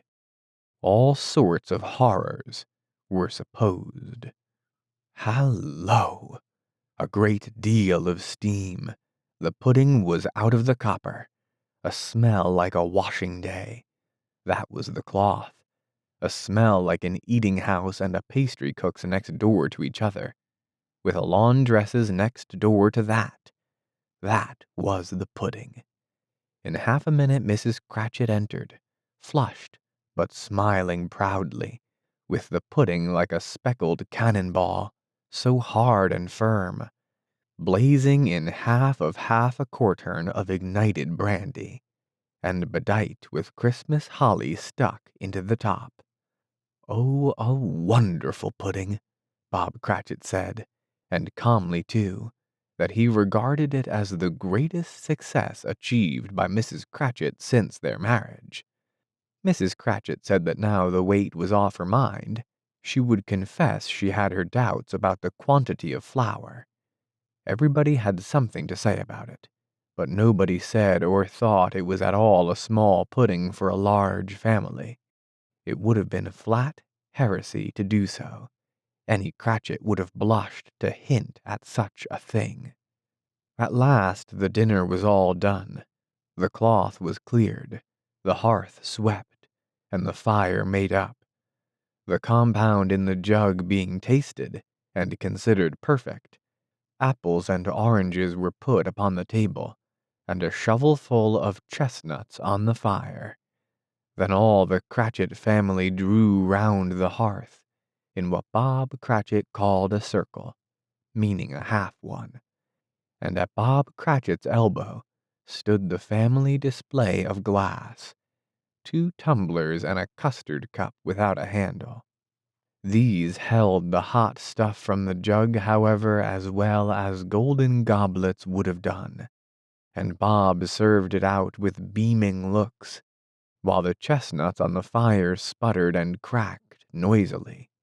Then Bob proposed, A Merry Christmas to us all, my dears. God bless us. Which all the family re-echoed. God bless us, everyone, said Tiny Tim, the last of all. He sat very close to his father's side upon his little stool.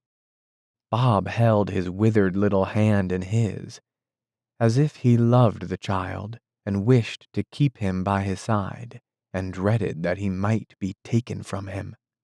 Spirit, said Scrooge, with an interest he had never felt before, tell me if Tiny Tim will live. I see a vacant seat, replied the ghost, in the poor chimney corner, and a crutch without an owner, carefully preserved. If these shadows remain unaltered by the future, the child will die. No, no, said Scrooge. Oh no, kind spirit. Say he will be spared. If these shadows remain unaltered by the future, none other of my race, returned the ghost, will find him here. What then? If he be like to die, he had better do it, and decrease the surplus population. Scrooge hung his head to hear his own words quoted by the spirit, and was overcome with penitence and grief. Man, said the ghost, if man you be in heart, not adamant, forbear that wicked cant until you have discovered what the surplus is, and where it is. Will you decide what men shall live, what men shall die? It may be that in the sight of heaven you are more worthless and less fit to live than millions like this poor man's child. O God, to hear the insect on the leaf pronouncing on the too much life among his hungry brothers in the dust. Scrooge bent before the ghost's rebuke, and trembling, cast his eyes upon the ground. But he raised them speedily, on hearing his own name. Mr. Scrooge, said Bob, I'll give you Mr. Scrooge, the founder of the feast. The founder of the feast, indeed, cried Mrs. Cratchit, reddening. I wish I had him here. I'd give him a piece of my mind to feast upon, and I hope he'd have a good appetite for it. My dear, said Bob, the children, Christmas Day.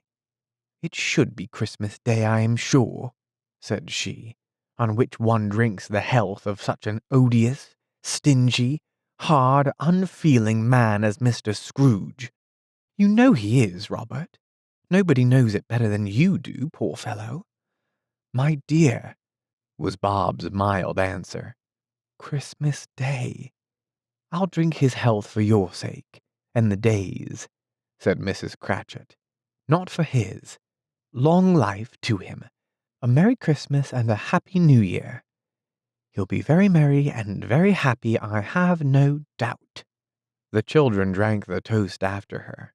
It was the first of their proceedings which had no heartiness. Tiny Tim drank it last of all, but he didn't care twopence for it. Scrooge was the ogre of the family. The mention of his name cast a dark shadow on the party, which was not dispelled for full 5 minutes. After it had passed away, they were 10 times merrier than before, from the mere relief of Scrooge, the baleful, being done with. Bob Cratchit told them how he had a situation in his eye for Master Peter, which would bring in, if obtained, full 5 and 6 pence weekly. The 2 young Cratchits laughed tremendously at the idea of Peter's being a man of business, and Peter himself looked thoughtfully at the fire from between his collars, as if he were deliberating what particular investments he should favor when he came into the receipt of that bewildering income. Martha, who was a poor apprentice at a milliner's, then told them what kind of work she had to do, and how many hours she worked at a stretch, and how she meant to lie abed tomorrow morning for a good, long rest, tomorrow being a holiday she passed at home. Also how she had seen a countess and a lord some days before, and how the lord was much about as tall as Peter, at which Peter pulled up his collars so high that you couldn't have seen his head if you had been there. All this time the chestnuts and the jug went round and round, and by they had a song about a lost child traveling in the snow, from Tiny Tim, who had a plaintive little voice, and sang it very well indeed. There was nothing of high mark in this. They were not a handsome family. They were not well dressed. Their shoes were far from being waterproof. Their clothes were scanty, and Peter might have known, and very likely did, the inside of a pawnbroker's. But they were happy, grateful, pleased with one another, and contented with the time. And when they faded, and looked happier yet in the bright sprinklings of the spirit's torch at parting, Scrooge had his eye upon them, and especially on Tiny Tim, until the last. By this time it was getting dark, and snowing pretty heavily, and as Scrooge and the spirit went along the streets, the brightness of the roaring fires in kitchens, parlors, and all sorts of rooms was wonderful. Here the flickering of the blaze showed preparations for a cozy dinner, with hot plates baking through and through before the fire, and deep red curtains ready to be drawn to shut out cold and darkness. There all the children of the house were running out into the snow to meet their married sisters, brothers, cousins, uncles, aunts, and be the first to greet them. Here again were shadows on the window blind of guests assembling, and there a group of handsome girls, all hooded and fur-booted, and all chattering at once, tripped lightly off to some near neighbor's house, where woe upon the single man who saw them enter, artful witches, well they knew it, in a glow. But if you had judged from the number of people on their way to friendly gatherings, you might have thought that not one was at home to give them welcome when they got there, instead of every house expecting company, and piling up its fires half chimney high. Blessings on it, how the ghost exulted, how it bared its breadth of breast, and opened its capacious palm, and floated on, outpouring with a generous hand its bright and harmless mirth on everything within its reach. The very lamplighter who ran on before dotting the dusky street with specks of light, and who was dressed to spend the evening somewhere, laughed out loudly as the spirit passed, though little kenned the lamplighter that he had any company but Christmas. And now, without a word of warning from the ghost, they stood upon a bleak and desert moor, where monstrous masses of rude stone were cast about, as though it were a burial place of giants, and water spread itself wheresoever it listed, or would have done so, but for the frost that held it prisoner, and nothing grew but moss and furze, and coarse rank grass. Down in the west the setting sun had left a streak of fiery red, which glared upon the desolation for an instant, like a sullen eye, and frowning lower, lower, lower yet, was lost in the thick gloom of darkest night. "What place is this?" asked Scrooge. "A place where miners live, who labor in the bowels of the earth," returned the spirit. "But they know me. See?" A light shone from the window of a hut, and swiftly they advanced towards it, Passing through the wall of mud and stone, they found a cheerful company assembled round a glowing fire. An old man and woman, with their children and their children's children, and another generation beyond that, all decked out gaily in their holiday attire. The old man, in a voice that seldom rose above the howling of the wind upon the barren waste, was singing them a Christmas song. It had been a very old song when he was a boy, and from time to time they all joined in the chorus. So surely as they raised their voices, the old man got quite blithe and loud, and so surely as they stopped, his vigor sank again. The spirit did not tarry here, but bade Scrooge hold his robe, and passing on the moor sped, whither? Not to see, to see. To Scrooge's horror, looking back, he saw the last of the land, a frightful range of rocks behind them, and his ears were deafened by the thundering of water, as it rolled and roared and raged among the dreadful caverns it had worn, and fiercely tried to undermine the earth. Built upon a dismal reef of sunken rocks, some league or so from shore, on which the waters chafed and dashed the wild year through, there stood a solitary lighthouse. Great heaps of seaweed clung to its base, and storm birds, born of the wind one might suppose as seaweed of the water, rose and fell about it, like the waves they skimmed. But even here, 2 men who watched the light had made a fire, that through the loophole in the thick stone wall shed out a ray of brightness on the awful sea. Joining their horny hands over the rough table at which they sat, they wished each other Merry Christmas in their can of grog, and one of them, the elder too, with his face all damaged and scarred with hard weather, as the figurehead of an old ship might be, struck up a sturdy song that was like a gale in itself. Again the ghost sped on, above the black and heaving sea, on, until being far away as he told Scrooge from any shore, they lighted on a ship. They stood beside the helmsman at the wheel, the lookout in the bow, the officers who had the watch, dark, ghostly figures in their several stations, but every man among them hummed a Christmas tune, or had a Christmas thought, or spoke below his breath to his companion of some bygone Christmas day, with homeward hopes belonging to it.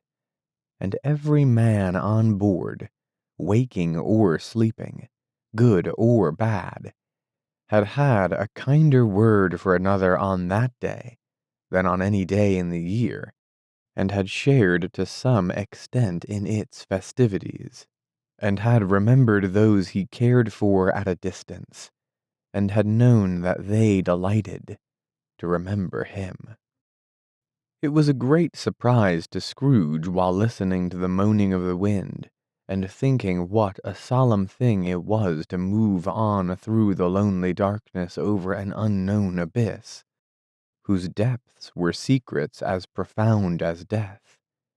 It was a great surprise to Scrooge, while thus engaged, to hear a hearty laugh.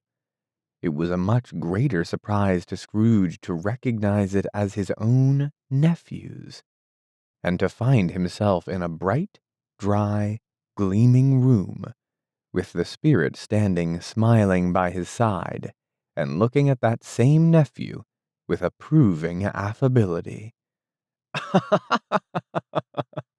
Laughed Scrooge's nephew. If you should happen by any unlikely chance to know a man more blessed in laugh than Scrooge's nephew, all I can say is I should like to know him too. Introduce him to me, and I'll cultivate his acquaintance.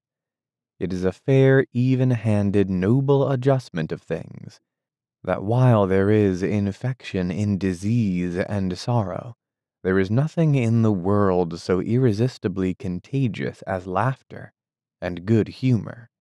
When Scrooge's nephew laughed in this way, holding his sides, rolling his head, and twisting his face into the most extravagant contortions, Scrooge's niece by marriage laughed as heartily as he, and their assembled friends being not a bit behindhand, roared out lustily.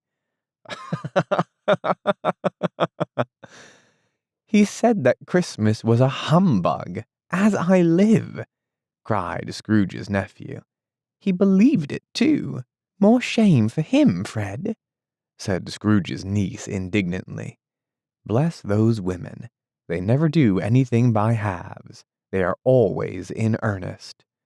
She was very pretty, exceedingly pretty, with a dimpled, surprised-looking capital face, a ripe little mouth that seemed made to be kissed, as no doubt it was, all kinds of good little dots about her chin that melted into one another when she laughed, and the sunniest pair of eyes you ever saw in any little creature's head.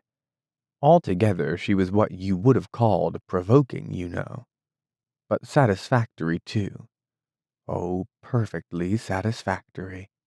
He's a comical old fellow, said Scrooge's nephew. That's the truth, and not so pleasant as he might be. However, his offences carry their own punishment, and I have nothing to say against him. I'm sure he is very rich, Fred, hinted Scrooge's niece.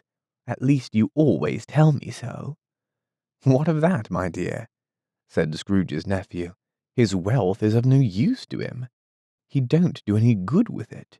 He don't make himself comfortable with it. He hasn't the satisfaction of thinking that he is ever going to benefit us with it. I have no patience with him, observed Scrooge's niece. Scrooge's niece's sisters and all the other ladies expressed the same opinion. Oh, I have, said Scrooge's nephew. I'm sorry for him. I couldn't be angry with him if I tried. Who suffers by his ill whims? Himself always. Here, he takes it into his head to dislike us, and he won't come and dine with us. What's the consequence? He don't lose much of a dinner. Indeed, I think he loses a very good dinner, interrupted Scrooge's niece. Everybody else said the same, and they must be allowed to have been competent judges, because they had just had dinner, and with the dessert upon the table, were clustered round the fire by lamplight. Well, I'm very glad to hear it, said Scrooge's nephew, because I haven't great faith in these young housekeepers. What do you say, Topper? Topper had clearly got his eye upon one of Scrooge's niece's sisters, for he answered that a bachelor was a wretched outcast who had no right to express an opinion on the subject, whereat Scrooge's niece's sister, the plump one with the lace tucker, not the one with the roses, blushed. Do go on, Fred, said Scrooge's niece, clapping her hands. He never finishes what he begins to say. He's such a ridiculous fellow. Scrooge's nephew revelled in another laugh, and as it was impossible to keep the infection off, though the plump sister tried hard to do it with aromatic vinegar, his example was unanimously followed. I was only going to say, said Scrooge's nephew, that the consequence of his taking a dislike to us, and not making merry with us, is, as I think, that he loses some pleasant moments, which could do him no harm. I'm sure he loses pleasanter companions than he can find in his own thoughts, either in his mouldy old office, or his dusty chambers. I mean to give him the same chance every year, whether he likes it or not, for I pity him. He may rail at Christmas till he dies, but he can't help thinking better of it. I defy him. If he finds me going there in good temper year after year, and saying, Uncle Scrooge, how are you? If it only puts him in the vein to leave his poor clerk £50, that's something. And I think I shook him yesterday. It was their turn to laugh now at the notion of his shaking Scrooge. But being thoroughly good-natured, and not much caring what they laughed at, so that they laughed at any rate, he encouraged them in their merriment, and passed the bottle joyously. After tea they had some music, for they were a musical family, and knew what they were about when they sung a glee or catch, I can assure you. Especially Topper, who could growl away in the bass like a good one, and never swell the large veins in his forehead, or get red in the face over it.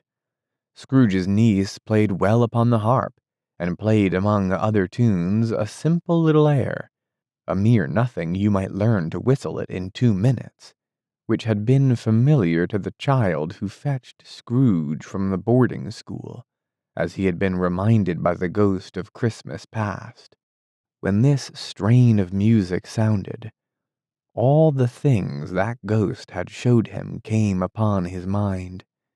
He softened more and more, and thought that if he could have listened to it often, years ago, he might have cultivated the kindnesses of life for his own happiness with his own hands, without resorting to the sexton's spade that buried Jacob Marley. But they didn't devote the whole evening to music. After a while they played at forfeits, for it is good to be children sometimes, and never better than at Christmas, when its mighty founder was a child himself. Stop. There was first a game of blind man's buff. Of course there was. And I no more believe Topper was really blind than I believe he had eyes in his boots. My opinion is that it was a done thing between him and Scrooge's nephew, and that the ghost of Christmas present knew it. The way he went after the plump sister in the lace tucker was an outrage on the credulity of human nature. Knocking down the fire irons, tumbling over the chairs, bumping against the piano, smothering himself among the curtains, wherever she went, there went he. He always knew where the plump sister was. He wouldn't catch anybody else. If you had fallen up against him, as some of them did on purpose, he would have made a feint of endeavoring to seize you, which would have been an affront to your understanding, and would instantly have sidled off in the direction of the plump sister. She often cried out that it wasn't fair, and it really was not. But when at last he caught her, when in spite of all her silken rustlings and her rapid flutterings past him, he got her into a corner whence there was no escape, then his conduct was the most execrable. For his pretending not to know her, his pretending that it was necessary to touch her headdress, and further to assure himself of her identity by pressing a certain ring upon her finger, and a certain chain about her neck, was vile, monstrous.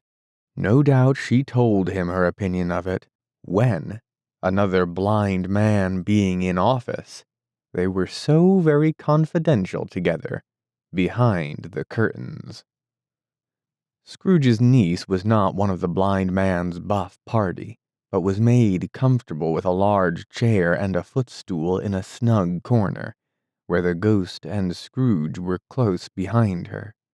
But she joined in the forfeits, and loved her love to admiration with all the letters of the alphabet. Likewise at the game of how, when, and where she was very great, and to the secret joy of Scrooge's nephew, beat her sisters hollow, though they were sharp girls too, as Topper could have told you. There might have been 20 people there, young and old, but they all played, and so did Scrooge, for wholly forgetting in the interest he had in what was going on, that his voice made no sound in their ears. He sometimes came out with his guess quite loud, and very often guessed quite right too. For the sharpest needle, best Whitechapel warranted not to cut in the eye, was not sharper than Scrooge, blunt as he took it in his head to be. The ghost was greatly pleased to find him in this mood, and looked upon him with such favor, that he begged like a boy to be allowed to stay until the guests departed. But this, the spirit said, could not be done. "Here is a new game," said Scrooge. "1/2 hour, spirit. Only one." It was a game called Yes and No, where Scrooge's nephew had to think of something, and the rest must find out what, he only answering to their questions yes or no as the case was. The brisk fire of questioning to which he was exposed elicited from him that he was thinking of an animal, a live animal, rather a disagreeable animal, a savage animal, an animal that growled and grunted sometimes, and talked sometimes, and lived in London, and walked about the trees, and wasn't made a show of, and wasn't led by anybody, and didn't live in a menagerie, and was never killed in a market, and was not a horse, or an ass, or a cow, or a bull, or a tiger, or a dog, or a pig, or a cat, or a bear. At every fresh question that was put to him, this nephew burst into a fresh roar of laughter, and was so inexpressibly tickled that he was obliged to get up off the sofa and stamp. At last the plump sister, falling into a similar state, cried out, "I have found it out! I know what it is! Fred, I know what it is!" "What is it?" cried Fred. "It's your Uncle Scrooge!" Which it certainly was. Admiration was the universal sentiment, though some objected that the reply to "Is it a bear?" ought to have been yes, inasmuch as an answer in the negative was sufficient to have diverted their thoughts from Mr. Scrooge, supposing they had ever had any tendency that way. "He has given us plenty of merriment, I am sure," said Fred, "and it would be ungrateful not to drink his health. Here is a glass of mulled wine ready to our hand at the moment, and I say, Uncle Scrooge." "Well, Uncle Scrooge," they cried. "A Merry Christmas and a Happy New Year to the old man, wherever he is," said Scrooge's nephew. "He wouldn't take it from me, but may he have it nevertheless. Uncle Scrooge." Uncle Scrooge had imperceptibly become so gay and light of heart that he would have pledged the unconscious company in return, and thanked them in an audible speech, if the ghost had given him time. But the whole scene passed off in the breath of the last words spoken by his nephew, and he and the spirit were again upon their travels. Much they saw, and far they went, and many homes they visited, but always with a happy end. The spirit stood beside sick beds, and they were cheerful, on foreign lands, and they were close at home, by struggling men, and they were patient in their greater hope, by poverty, and it was rich, in almshouse, hospital, and jail, in misery's every refuge, where vain man in his little brief authority had not made fast the door and barred the spirit out. He left his blessing, and taught Scrooge his precepts. It was a long night, if it were only a night, but Scrooge had his doubts of this, because the Christmas holidays appeared to be condensed into the space of time they passed together. It was strange, too, that while Scrooge remained unaltered in his outward form, the ghost grew older, clearly older. Scrooge had observed this change, but never spoke of it, until they left a children's 12th night party, when, looking at the spirit as they stood together in an open place, he noticed that his hair was gray. "Are spirits' lives so short?" asked Scrooge. "My life upon this globe is very brief," replied the ghost. "It ends tonight." "Tonight?" cried Scrooge. "Tonight at midnight. Hark! The time is drawing near." The chimes were ringing the 3/4 past 11 at that moment. "Forgive me if I am not justified in what I ask," said Scrooge, looking intently at the spirit's robe. "But I see something strange, and not belonging to yourself, protruding from your skirts. Is it a foot, or a claw?" "It might be a claw, for the flesh there is upon it," was the spirit's sorrowful reply. "Look here." From the folding of its robe it brought 2 children, wretched, abject, frightful, hideous, miserable. They knelt down at its feet and clung upon the outside of its garment. "Oh, man, look here. Look down here," exclaimed the ghost. They were a boy and a girl, yellow, meager, ragged, scowling, wolfish, but prostrate too in their humility, where graceful youth should have filled their features out, and touched them with its freshest tints.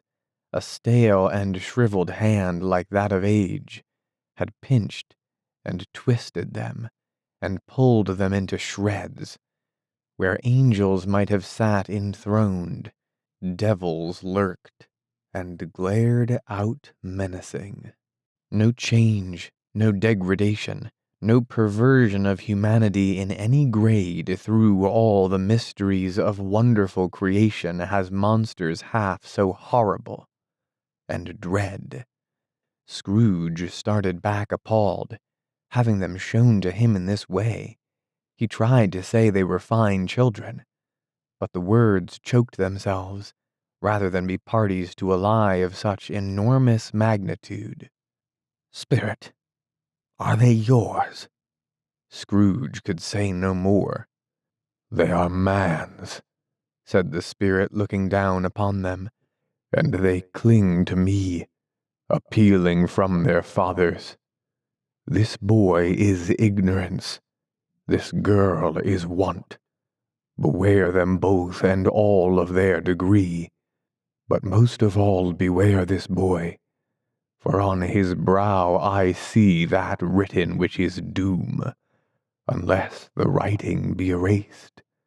Deny it," cried the spirit, stretching out its hand toward the city. "Slander those who tell it ye. Admit it for factious purposes, and make it worse, and bide the end." "Have they no refuge or resource?" cried Scrooge. "Are there no prisons?" said the spirit, turning on him for the last time with his own words. "Are there no workhouses?" The bell struck 12. Scrooge looked about him for the ghost and saw it not. As the last stroke ceased to vibrate, he remembered the prediction of old Jacob Marley, and lifting up his eyes, beheld a solemn phantom, draped and hooded, coming like a mist along the ground towards him. Stave 4. The last of the spirits. The phantom slowly, gravely, silently approached. When it came near him, Scrooge bent down his knee, for in the very air through which the spirit moved it seemed to scatter gloom and mystery. It was shrouded in a deep black garment, which concealed its head, its face, its form, and left nothing of it visible save one outstretched hand. But for this, it would have been difficult to detach its figure from the night, and separate it from the darkness by which it was surrounded. He felt that it was tall and stately when it came beside him, and that its mysterious presence filled him with a solemn dread. He knew no more, for the spirit neither spoke nor moved. "I am in the presence of the ghost of Christmas yet to come," said Scrooge. The spirit answered not, but pointed onward with its hand. "You are about to show me shadows of things that have not happened, but will happen in the time before us. Scrooge pursued. "Is that so, spirit?" The upper portion of the garment was contracted for an instant in its folds, as if the spirit had inclined its head. That was the only answer he received. Although well used to ghostly company by this time, Scrooge feared the silent shape so much that his legs trembled beneath him, and he found that he could hardly stand when he prepared to follow it.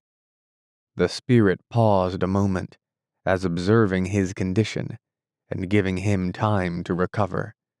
But Scrooge was all the worse for this. It thrilled him with a vague, uncertain horror to know that behind the dusky shroud there were ghostly eyes intently fixed upon him, while he, though he stretched his own to the utmost, could see nothing but a spectral hand and one great heap of black.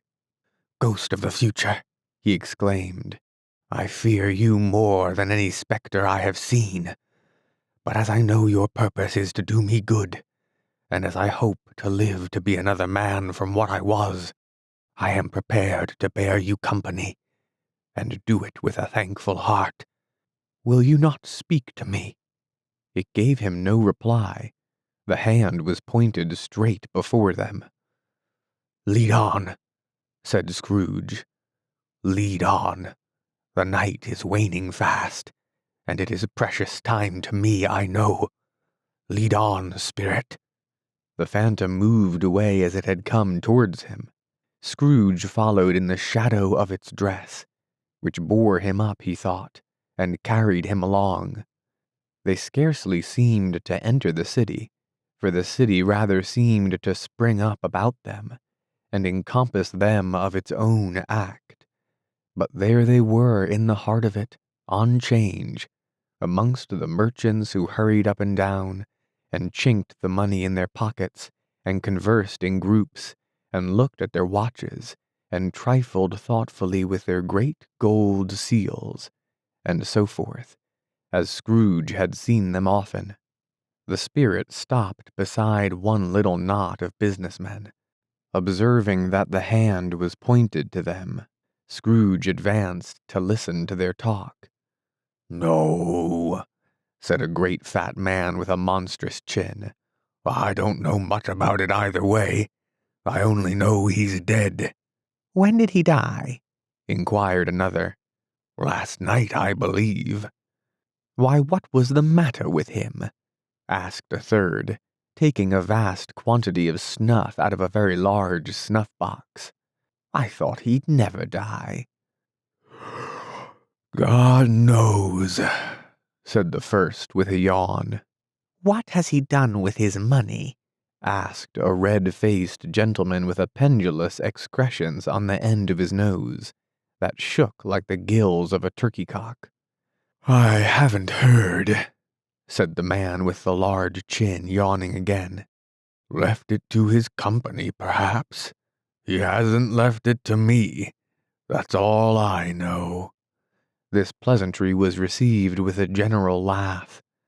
"It's likely to be a very cheap funeral," said the same speaker, "for upon my life I don't know of anybody to go to it.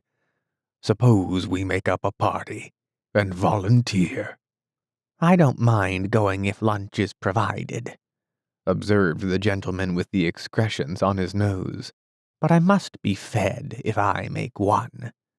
Another laugh.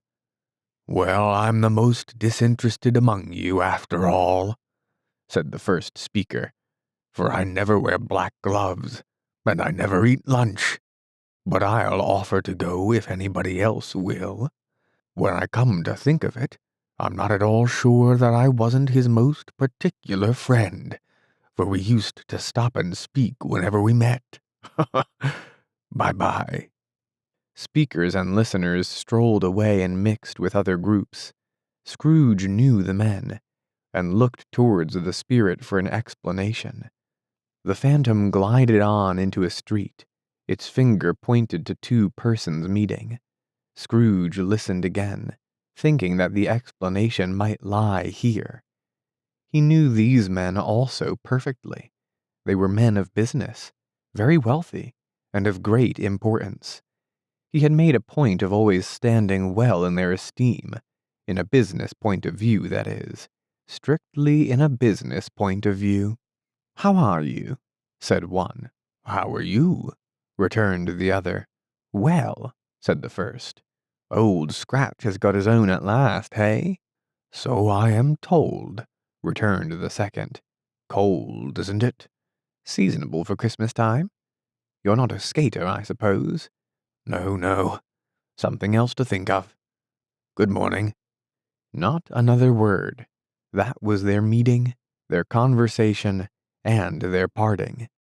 Scrooge was at first inclined to be surprised that the spirit would attach importance to conversations apparently so trivial, but feeling assured that they must have some hidden purpose, he set himself to consider what it was likely to be. They could scarcely be supposed to have any bearing on the death of Jacob, his old partner, for that was past, and this ghost's province was the future. Nor could he think of anyone immediately connected with himself, to whom he could apply them. But nothing doubting that to whomsoever they applied, they had some latent moral for his own improvement. He resolved to treasure up every word he heard, and everything he saw, and especially to observe the shadow of himself when it appeared. For he had an expectation that the conduct of his future self would give him the clue he missed, and would render the solution of these riddles easy. He looked about in that very place for his own image, but another man stood in his accustomed corner, and though the clock pointed to his usual time of day for being there, he saw no likeness of himself among the multitudes that poured in through the porch. It gave him little surprise, however, for he had been revolving in his mind a change of life, and thought and hoped he saw his newborn resolutions carried out in this. Quiet and dark, beside him stood the phantom, with its outstretched hand. When he roused himself from his thoughtful quest, he fancied from the turn of the hand, and its situation in reference to himself, that the unseen eyes were looking at him keenly. It made him shudder, and feel very cold. They left the busy scene and went into an obscure part of the town, where Scrooge had never penetrated before, although he recognized its situation and its bad repute. The ways were foul and narrow, the shops and houses wretched, the people half naked, drunken, slipshod, ugly. Alleys and archways, like so many cesspools, disgorged their offenses of smell and dirt and life upon the straggling streets, and the whole quarter reeked with crime, with filth, and misery. Far in this den of infamous resort, there was a low-browed beetling shop, below a penthouse roof, where iron, old rags, bottles, bones, and greasy offal were bought. Upon the floor within were piled up heaps of rusty keys, nails, chains, hinges, files, scales, weights, and refuse iron of all kinds. Secrets that few would like to scrutinize were bred and hidden in mountains of unseemly rags, masses of corrupted fat, and sepulchres of bones. Sitting in among the wares he dealt in, by a charcoal stove made of old bricks, was a gray-haired rascal, nearly 70 years of age, who had screened himself from the cold air without by a frowsy curtaining of miscellaneous tatters hung upon a line, and smoked his pipe in all the luxury of calm retirement. Scrooge and the phantom came into the presence of this man, just as a woman with a heavy bundle slunk into the shop. But she had scarcely entered, when another woman, similarly laden, came in too, and she was closely followed by a man in faded black, who was no less startled by the sight of them than they had been upon the recognition of each other. After a short period of blank astonishment, in which the old man with the pipe had joined them, they all three burst into a laugh. "Let the charwoman alone to be the first," cried she who had entered first.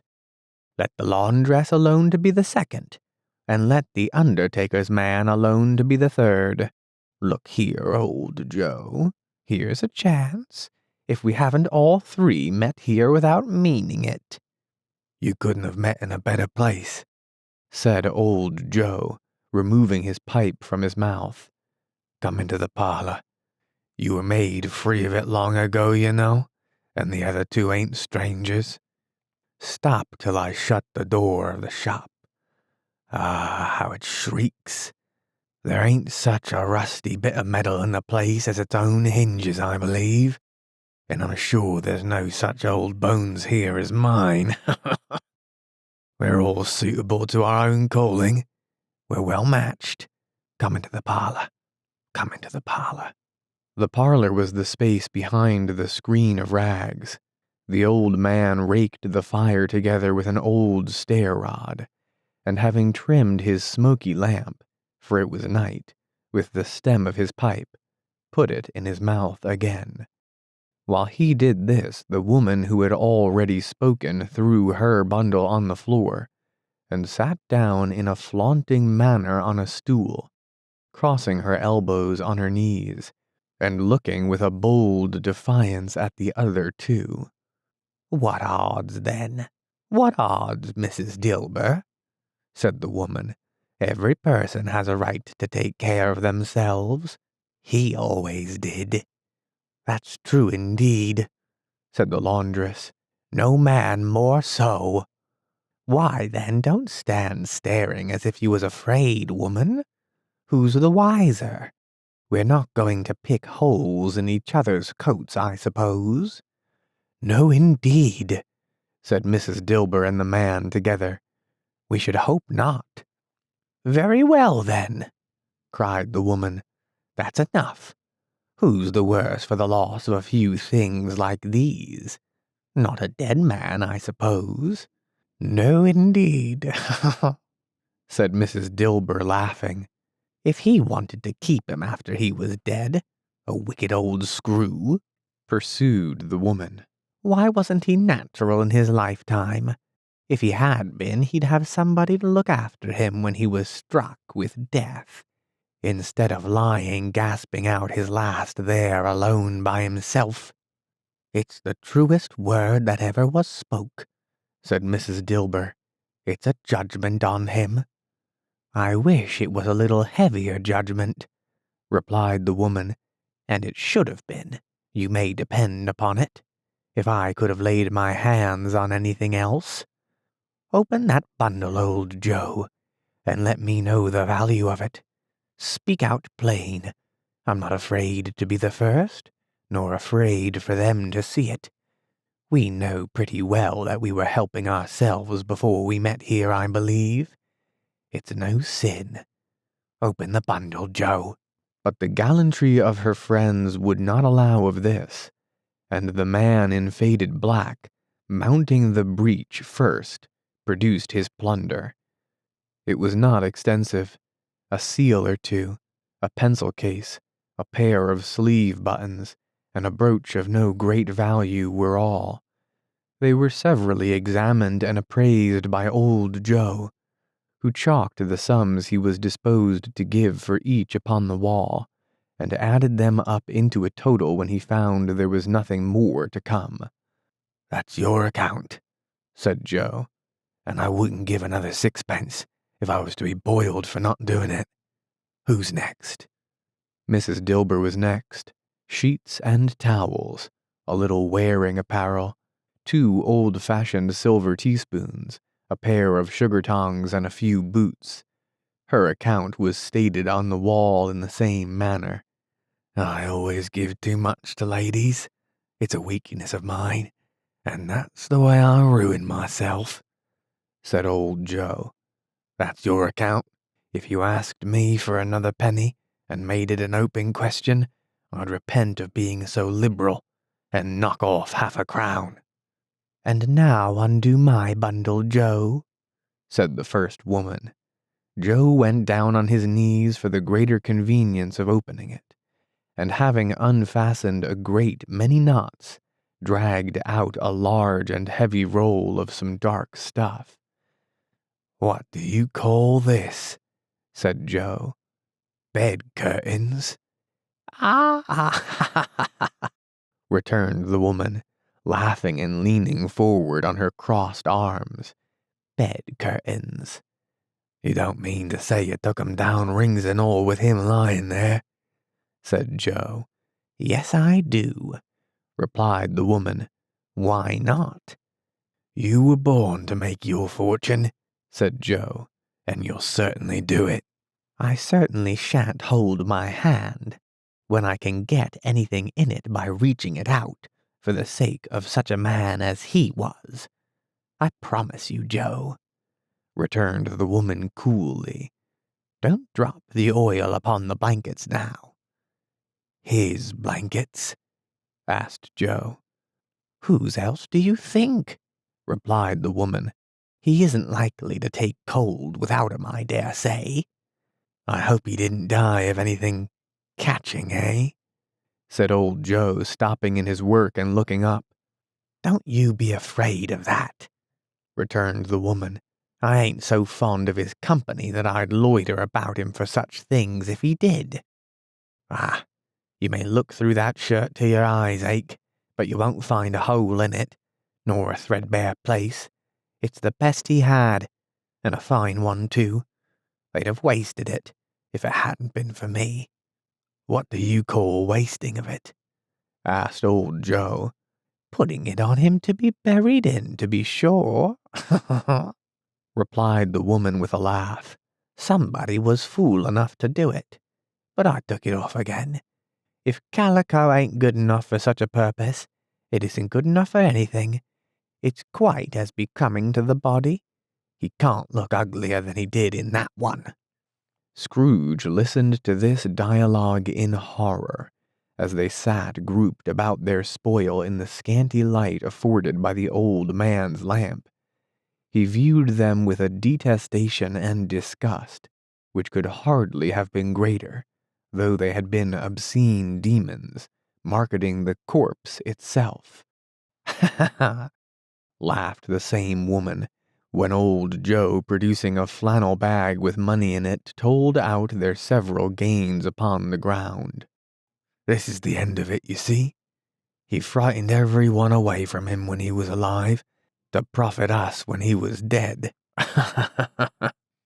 "Spirit," said Scrooge, shuddering from head to foot, I see the case of this unhappy man might be my own. My life tends that way now. Merciful heaven, what is this?" He recoiled in terror, for the scene had changed, and now he almost touched a bed, a bare, uncurtained bed, on which, beneath a ragged sheet, there lay a something covered up, which, though it was dumb, announced itself in awful language. The room was very dark, too dark to be observed with any accuracy, though Scrooge glanced round it in obedience to a secret impulse, anxious to know what kind of room it was. A pale light, rising in the outer air, fell straight upon the bed, and on it, plundered and bereft, unwatched, unwept, uncared for, was the body of this man. Scrooge glanced towards the phantom. Its steady hand was pointed to the head. The cover was so carelessly adjusted that the slightest raising of it, the motion of a finger upon Scrooge's part, would have disclosed the face. He thought of it, felt how easy it would be to do, and longed to do it, but had no more power to withdraw the veil than to dismiss the spectre at his side. O cold, cold, rigid, dreadful death, set up thine altar here, and dress it with such terrors as thou hast at thy command. For this is thy dominion. But of the loved, revered, and honored head, thou canst not turn one hair to thy dread purposes, or make one feature odious. It is not that the hand is heavy and will fall down when released. It is not that the heart and pulse are still, but that the hand was open, generous and true, the heart brave, warm, and tender, and the pulse a man's. Strike, shadow, strike, and see his good deeds springing from the wound, to sow the world with life immortal. No voice pronounced these words in Scrooge's ears, and yet he heard them when he looked upon the bed. He thought, if this man could be raised up now, what would be his foremost thoughts? Avarice? Hard dealing? Gripping cares? They have brought him to a rich end, truly. He lay in the dark, empty house with not a man, a woman, or a child to say that he was kind to me in this or that, and for the memory of one kind word I will be kind to him. A cat was tearing at the door, and there was a sound of gnawing rats beneath the hearthstone. What they wanted in the room of death, and why they were so restless and disturbed, Scrooge did not dare to think. "Spirit," he said, "this is a fearful place. In leaving it, I shall not leave its lesson. Trust me. Let us go." Still the ghost pointed with an unmoved finger to the head. "I understand you," Scrooge returned, "and I would do it, if I could. But I have not the power, Spirit. I have not the power." Again it seemed to look upon him. "If there is any person in the town who feels emotion caused by this man's death," said Scrooge, quite agonized, "show that person to me, Spirit. I beseech you." The phantom spread its dark robe before him for a moment, like a wing, and withdrawing it revealed a room by daylight, where a mother and her child were. She was expecting someone, and with an anxious eagerness, for she walked up and down the room, started at every sound, looked out from the window, glanced at the clock, tried but in vain to work with her needle, and could hardly bear the voices of the children in their play. At length the long-expected knock was heard. She hurried to the door and met her husband, a man whose face was careworn and depressed, though he was young. There was a remarkable expression in it now, a kind of serious delight, of which he felt ashamed, and which he struggled to repress. He sat down to the dinner that had been hoarding for him by the fire, and when she asked him faintly what news, which was not until after a long silence, he appeared embarrassed how to answer. "Is it good," she said, "or bad?" To help him. "Bad," he answered. "We are quite ruined?" "No, there is hope yet, Caroline." "If he relents," she said, amazed. "There is. Nothing is past hope if such a miracle has happened." "He is past relenting," said her husband. "He is dead." She was a mild and patient creature if her face spoke truth, but she was thankful in her soul to hear it, and she said so, with clasped hands. She prayed forgiveness the next moment and was sorry, but the first was the emotion of her heart.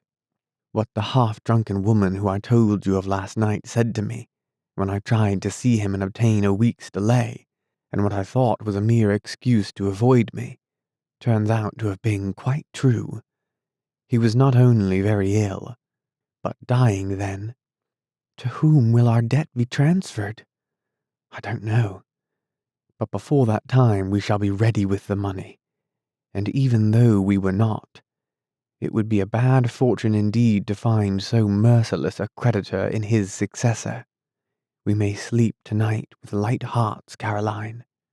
Yes, soften it as they would, their hearts were lighter. The children's faces, hushed and clustered round to hear what they so little understood, were brighter, and it was a happier house for this man's death.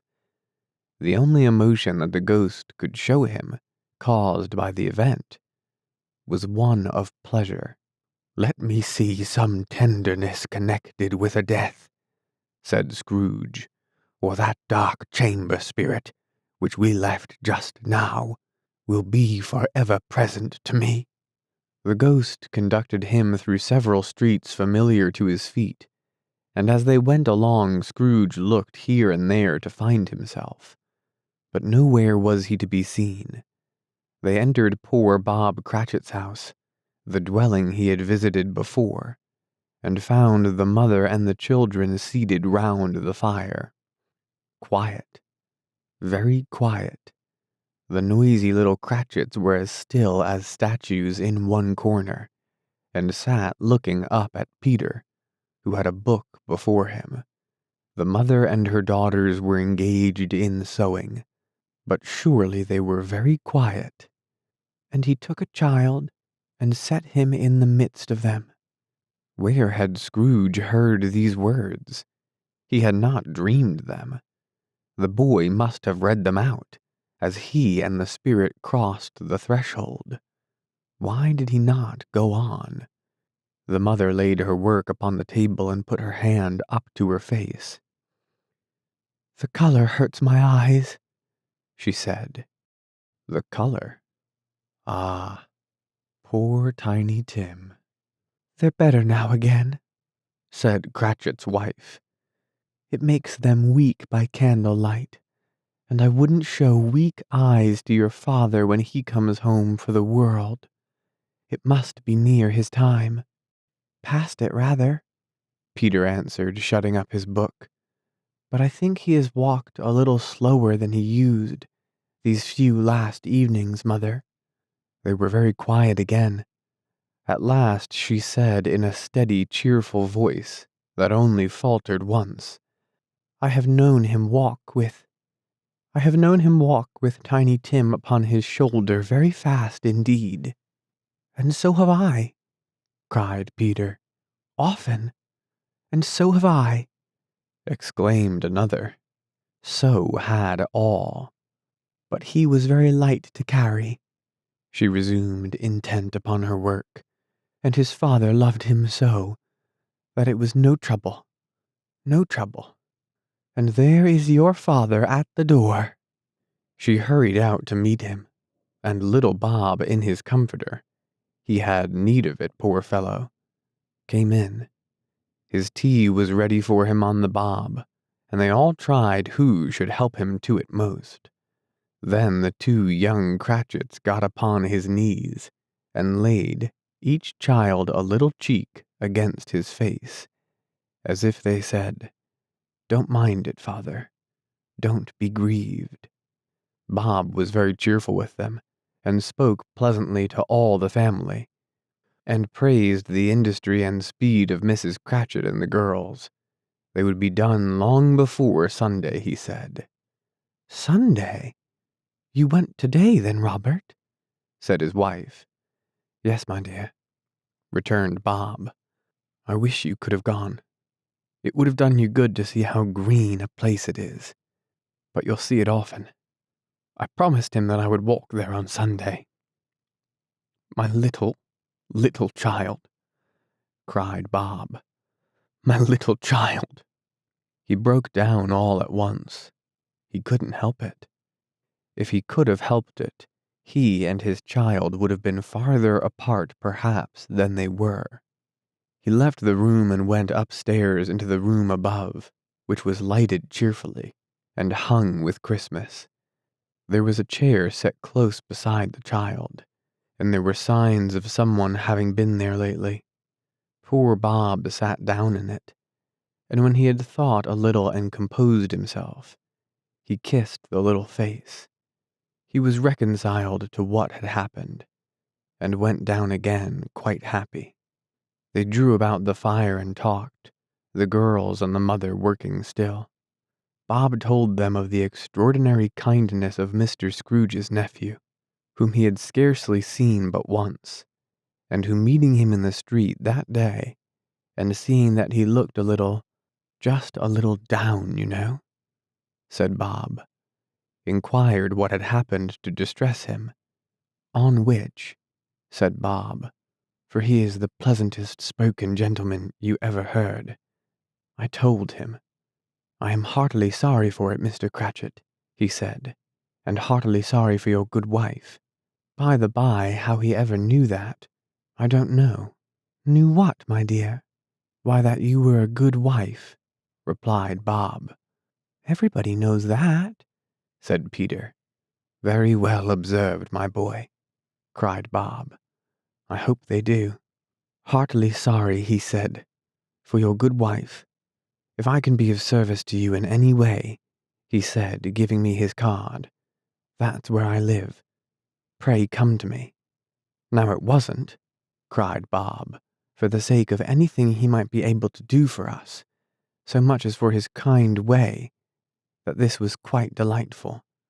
It really seemed as if he had known our Tiny Tim, and felt with us. I'm sure he's a good soul, said Mrs. Cratchit. You would be sure of it, my dear, returned Bob, if you saw and spoke to him. I shouldn't be at all surprised. Mark what I say. If he got Peter a better situation. Only hear that, Peter, said Mrs. Cratchit. And then, cried one of the girls, Peter will be keeping company with someone and setting up for himself. Get along with you, retorted Peter, grinning. It's just as likely as not, said Bob. One of these days, though. There's plenty of time for that, my dear. But however and whenever we part from one another, I am sure we shall none of us forget poor Tiny Tim. Shall we? Or this first parting that there was among us? Never, father, cried they all. And I know, said Bob, I know, my dears, that when we recollect how patient and how mild he was, although he was a little child, we shall not quarrel easily among ourselves and forget poor Tiny Tim in doing it. No, never, father, they all cried again. I am very happy, said little Bob. I am very happy. Miss Cratchit kissed him. His daughters kissed him. The two young Cratchits kissed him, and Peter and himself shook hands. Spirit of Tiny Tim, thy childish essence was from God. Spectre, said Scrooge, something informs me that our parting moment is at hand. I know it, but I know not how. Tell me what man that was whom we saw lying dead. The ghost of Christmas yet to come conveyed him as before, though at a different time, he thought. Indeed, there seemed no order in these later visions save that they were in the future, into the resorts of businessmen, but showed him not himself. Indeed, the spirit did not stay for anything, but went straight on, as to the end just now desired, until besought by Scrooge to tarry for a moment. This court, said Scrooge, through which we hurry now, is where my place of occupation is, and has been for a length of time. I see the house. Let me behold what I shall be in days to come. The spirit stopped. The hand was pointed elsewhere. The house is yonder, Scrooge exclaimed. "Why do you point away?" The inexorable finger underwent no change. Scrooge hastened to the window of his office and looked in. It was an office still, but not his. The furniture was not the same, and the figure in the chair was not himself. The phantom pointed as before. He joined it once again, and wondering why and whither he had gone, accompanied it until they reached an iron gate. He paused to look round before entering. A churchyard. Here, then, the wretched man whose name he had now to learn lay underneath the ground. It was a worthy place, walled in by houses, overrun by grass and weeds, the growth of vegetation's death, not life, choked up with too much burying, fat with repleted appetite. A worthy place. The spirit stood among the graves and pointed down to one. He advanced towards it trembling. The phantom was exactly as it had been, but he dreaded that he saw new meaning in its solemn shape. "Before I draw nearer to that stone to which you point," said Scrooge, "answer me one question. Are these the shadows of the things that will be, or are they shadows of things that may be only?" Still, the ghost pointed downward to the grave by which it stood. "Men's courses will foreshadow certain ends, to which, if persevered in, they must lead," said Scrooge. "But if the courses be departed from, the ends will change. Say it is thus with what you show me." The spirit was immovable as ever. Scrooge crept towards it, trembling as he went, and following the finger read upon the stone of the neglected grave his own name, Ebenezer Scrooge. "Am I that man who lay upon the bed?" he cried upon his knees. The finger pointed from the grave to him and back again. "No, spirit. Oh, no, no." The finger still was there. "Spirit," he cried, tight clutching at its robe. "Hear me. I am not the man I was. I will not be the man I must have been but for this intercourse. Why show me this if I am past all hope?" For the first time, the hand appeared to shake.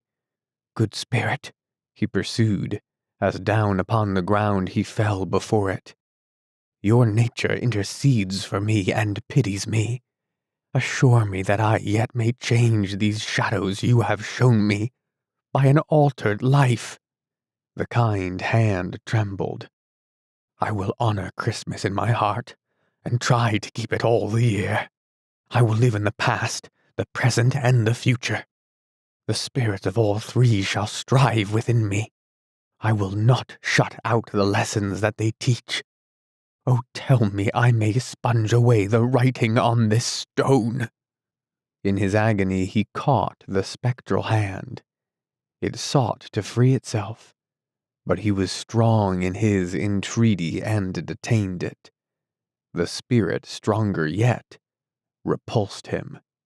Holding up his hands in a last prayer to have his fate reversed, he saw an alteration in the phantom's hood and dress. It shrunk, collapsed, and dwindled down into a bedpost. Stave 5. The end of it. Yes! And the bedpost was his own. The bed was his own. The room was his own. Best and happiest of all, the time before him was his own, to make amends in. "I will live in the past, the present, and the future," Scrooge repeated as he scrambled out of bed. "The spirits of all three shall strive within me. Oh, Jacob Marley, heaven and the Christmas time be praised for this. I say it on my knees, old Jacob Marley, on my knees." He was so flustered and so glowing with his good intentions that his broken voice would scarcely answer to his call. He had been sobbing violently in his conflict with the spirit, and his face was wet with tears. "They are not torn down," cried Scrooge, folding one of his bed curtains in his arms. "They are not torn down, rings and all. They are here. I am here. The shadows of the things that would have been may be dispelled. They will be. I know they will." His hands were busy with his garments all the time, turning them inside out, putting them on upside down, tearing them, mislaying them, making them parties to every kind of extravagance. "I don't know what to do," cried Scrooge, laughing and crying in the same breath, and making a perfect Laocoon of himself with his stockings. "I am as light as a feather. I am as happy as an angel. I am as merry as a schoolboy. I am as giddy as a drunken man. A Merry Christmas to everybody. A Happy New Year to all the world. Hello there, whoop, hello." He had frisked into the sitting room, and was now standing there perfectly winded. "There's the saucepan that the gruel was in," cried Scrooge, starting off again and going round the fireplace. "There's the door by which the ghost of Jacob Marley entered. There's the corner where the ghost of Christmas Present sat. There's the window where I saw the wandering spirits. It's all right. It's all true. It all happened." Really, for a man who had been out of practice for so many years, it was a splendid laugh, a most illustrious laugh, the father of a long, long line of brilliant laughs. "I don't know what day of the month it is," said Scrooge. "I don't know how long I've been among the spirits. I don't know anything. I'm quite a baby. Never mind. I don't care. I'd rather be a baby. Hello, whoop, hello here." He was checked in his transports by the churches ringing out the lustiest peals he had ever heard. Clash, clang, hammer, ding, dong, bell, bell, dong, ding, hammer, clang, clash. Oh, glorious, glorious. Running to the window, he opened it, and put out his head. No fog, no mist, clear, bright, jovial, stirring, cold. Cold, piping for the blood to dance to. Golden sunlight, heavenly sky, sweet, fresh air, merry bells. Oh, glorious, glorious. "What's today?" cried Scrooge, calling downward to a boy in Sunday clothes who perhaps had loitered in to look about him. "Eh?" returned the boy with all his might of wonder. "What's today, my fine fellow?" said Scrooge. "Today?" replied the boy. "Why, Christmas Day." "It's Christmas Day," said Scrooge to himself. "I haven't missed it. The spirits have done it all in one night. They can do anything they like. Of course they can. Of course they can. Hello, my fine fellow." "Hello," returned the boy. "Do you know the poulterers in the next street but one at the corner?" Scrooge inquired. "I should hope I did," replied the lad. "An intelligent boy," said Scrooge. "A remarkable boy. Do you know whether they've sold the prize turkey that was hanging up there? Not the little prize turkey, the big one." "What? The one as big as me?" returned the boy. "What a delightful boy," said Scrooge. "It's a pleasure to talk to him." "Yes, my buck." "It's hanging there now," replied the boy. "Is it?" said Scrooge. "Go and buy it." "Walker!" exclaimed the boy. "No, no," said Scrooge. "I am in earnest. Go and buy it, and tell him to bring it here, that I may give them the direction where to take it. Come back with the man, and I'll give you a shilling. Come back with him in less than 5 minutes and I'll give you half a crown." The boy was off like a shot. He must have had a steady hand at a trigger who could have got a shot off half so fast. "I'll send it to Bob Cratchit's," whispered Scrooge, rubbing his hands and splitting with a laugh. "He shan't know who sends it.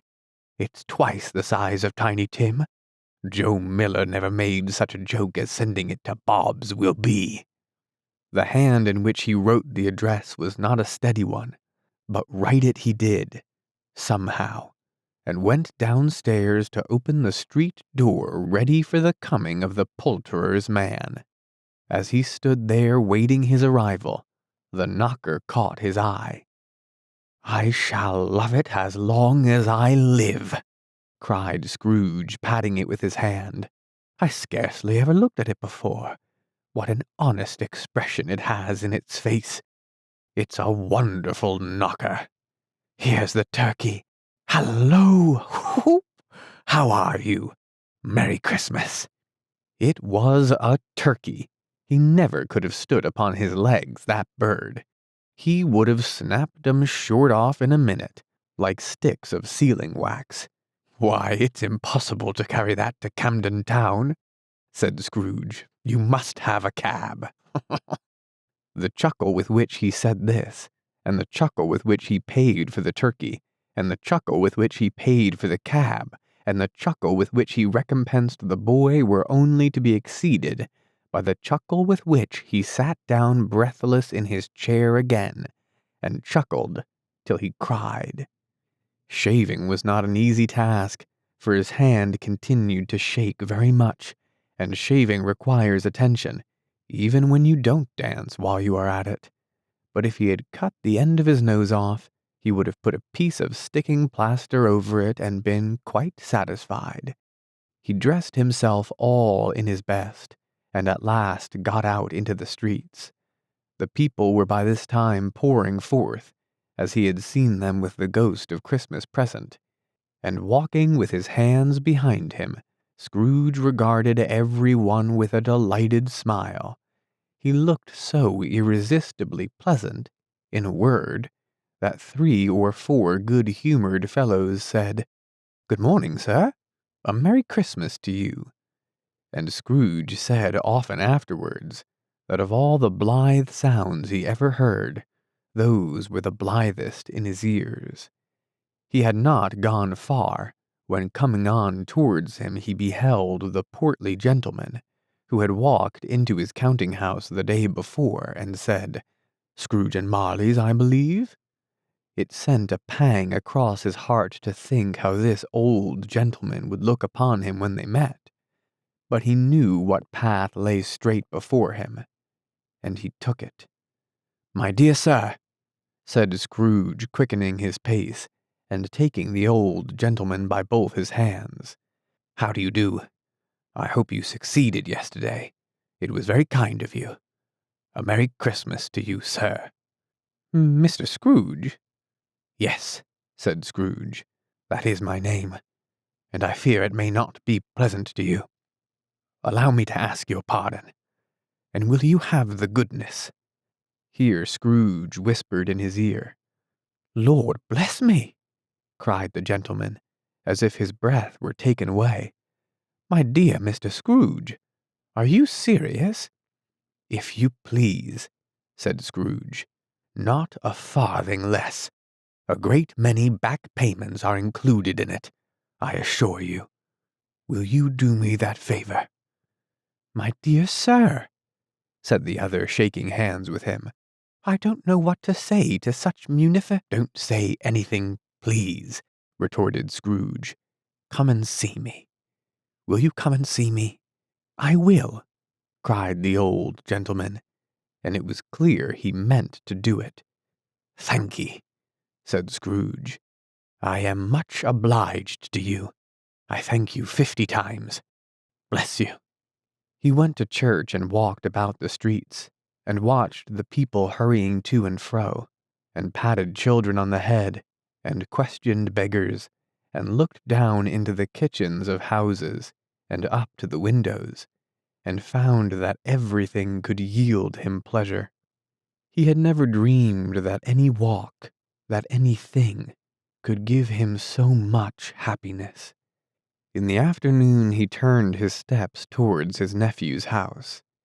He passed the door a dozen times before he had the courage to go up and knock, but he made a dash and did it. "Is your master at home, my dear?" said Scrooge to the girl. Nice girl. Very. "Yes, sir." "Where is he, my love?" said Scrooge. "He's in the dining room, sir, along with mistress. I'll show you upstairs, if you please." "Thank ye.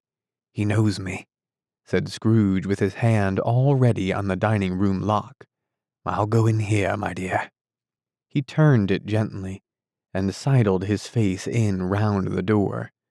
They were looking at the table, which was spread out in great array, for these young housekeepers are always nervous on such points, and like to see that everything is right. "Fred," said Scrooge. Dear heart alive, how his niece by marriage started. Scrooge had forgotten for the moment about her sitting in the corner with the footstool, or he wouldn't have done it, on any account. "Why, bless my soul!" cried Fred. "Who's that?" "It's I, your Uncle Scrooge. I have come to dinner. Will you let me in, Fred?" Let him in. It's a mercy he didn't shake his arm off. He was at home in 5 minutes. Nothing could be heartier. His niece looked just the same. So did Topper when he came. So did the plump sister when she came. So did everyone when they came. Wonderful party, wonderful games, wonderful unanimity, wonderful happiness. But he was early at the office next morning. Oh, he was early there.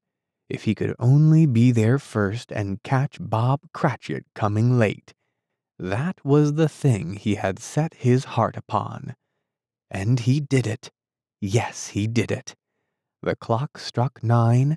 No Bob. 1/4 past. No Bob. He was full 18 minutes and a half behind his time. Scrooge sat with his door wide open, that he might see him come into the tank. His hat was off before he opened the door. His comforter, too.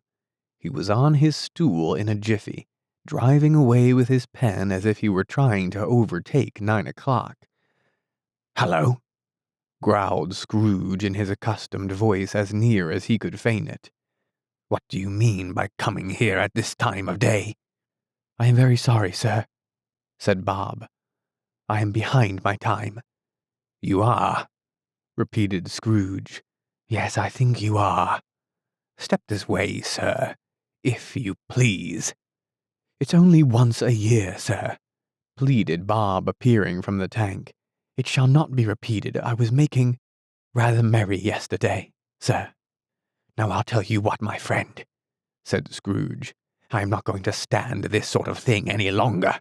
And therefore," he continued, leaping from his stool, and giving Bob such a dig in the waistcoat that he staggered back into the tank again, "and therefore I am about to raise your salary." Bob trembled, and got a little nearer to the ruler. He had a momentary idea of knocking Scrooge down with it, holding him, and calling to the people in the court for help and a straight waistcoat. "A Merry Christmas, Bob," said Scrooge, with an earnestness that could not be mistaken, as he clapped him on the back. "A merrier Christmas, Bob, my good fellow, than I have given you for many a year. I'll raise your salary, and endeavor to assist your struggling family, and we will discuss your affairs this very afternoon over a Christmas bowl of smoking Bishop, Bob. Make up the fires and buy another coal scuttle before you dot another I, Bob Cratchit." Scrooge was better than his word. He did it all, and infinitely more. And to Tiny Tim, who did not die, he was a second father. He became as good a friend, as good a master, and as good a man as the good old city knew, or any other good old city, town, or borough in the good old world. Some people laughed to see the alteration in him, but he let them laugh, and little heeded them, for he was wise enough to know that nothing ever happened on this globe for good, at which some people did not have their fill of laughter in the outset. And knowing that such as these would be blind anyway, he thought it quite as well that they should wrinkle up their eyes in grins, as have the malady in less attractive forms. His own heart laughed, and that was quite enough for him. He had no further intercourse with spirits, but lived upon the total abstinence principle ever afterwards, and it was always said of him that he knew how to keep Christmas well, if any man alive possessed the knowledge. May that be truly said of us, and all of us.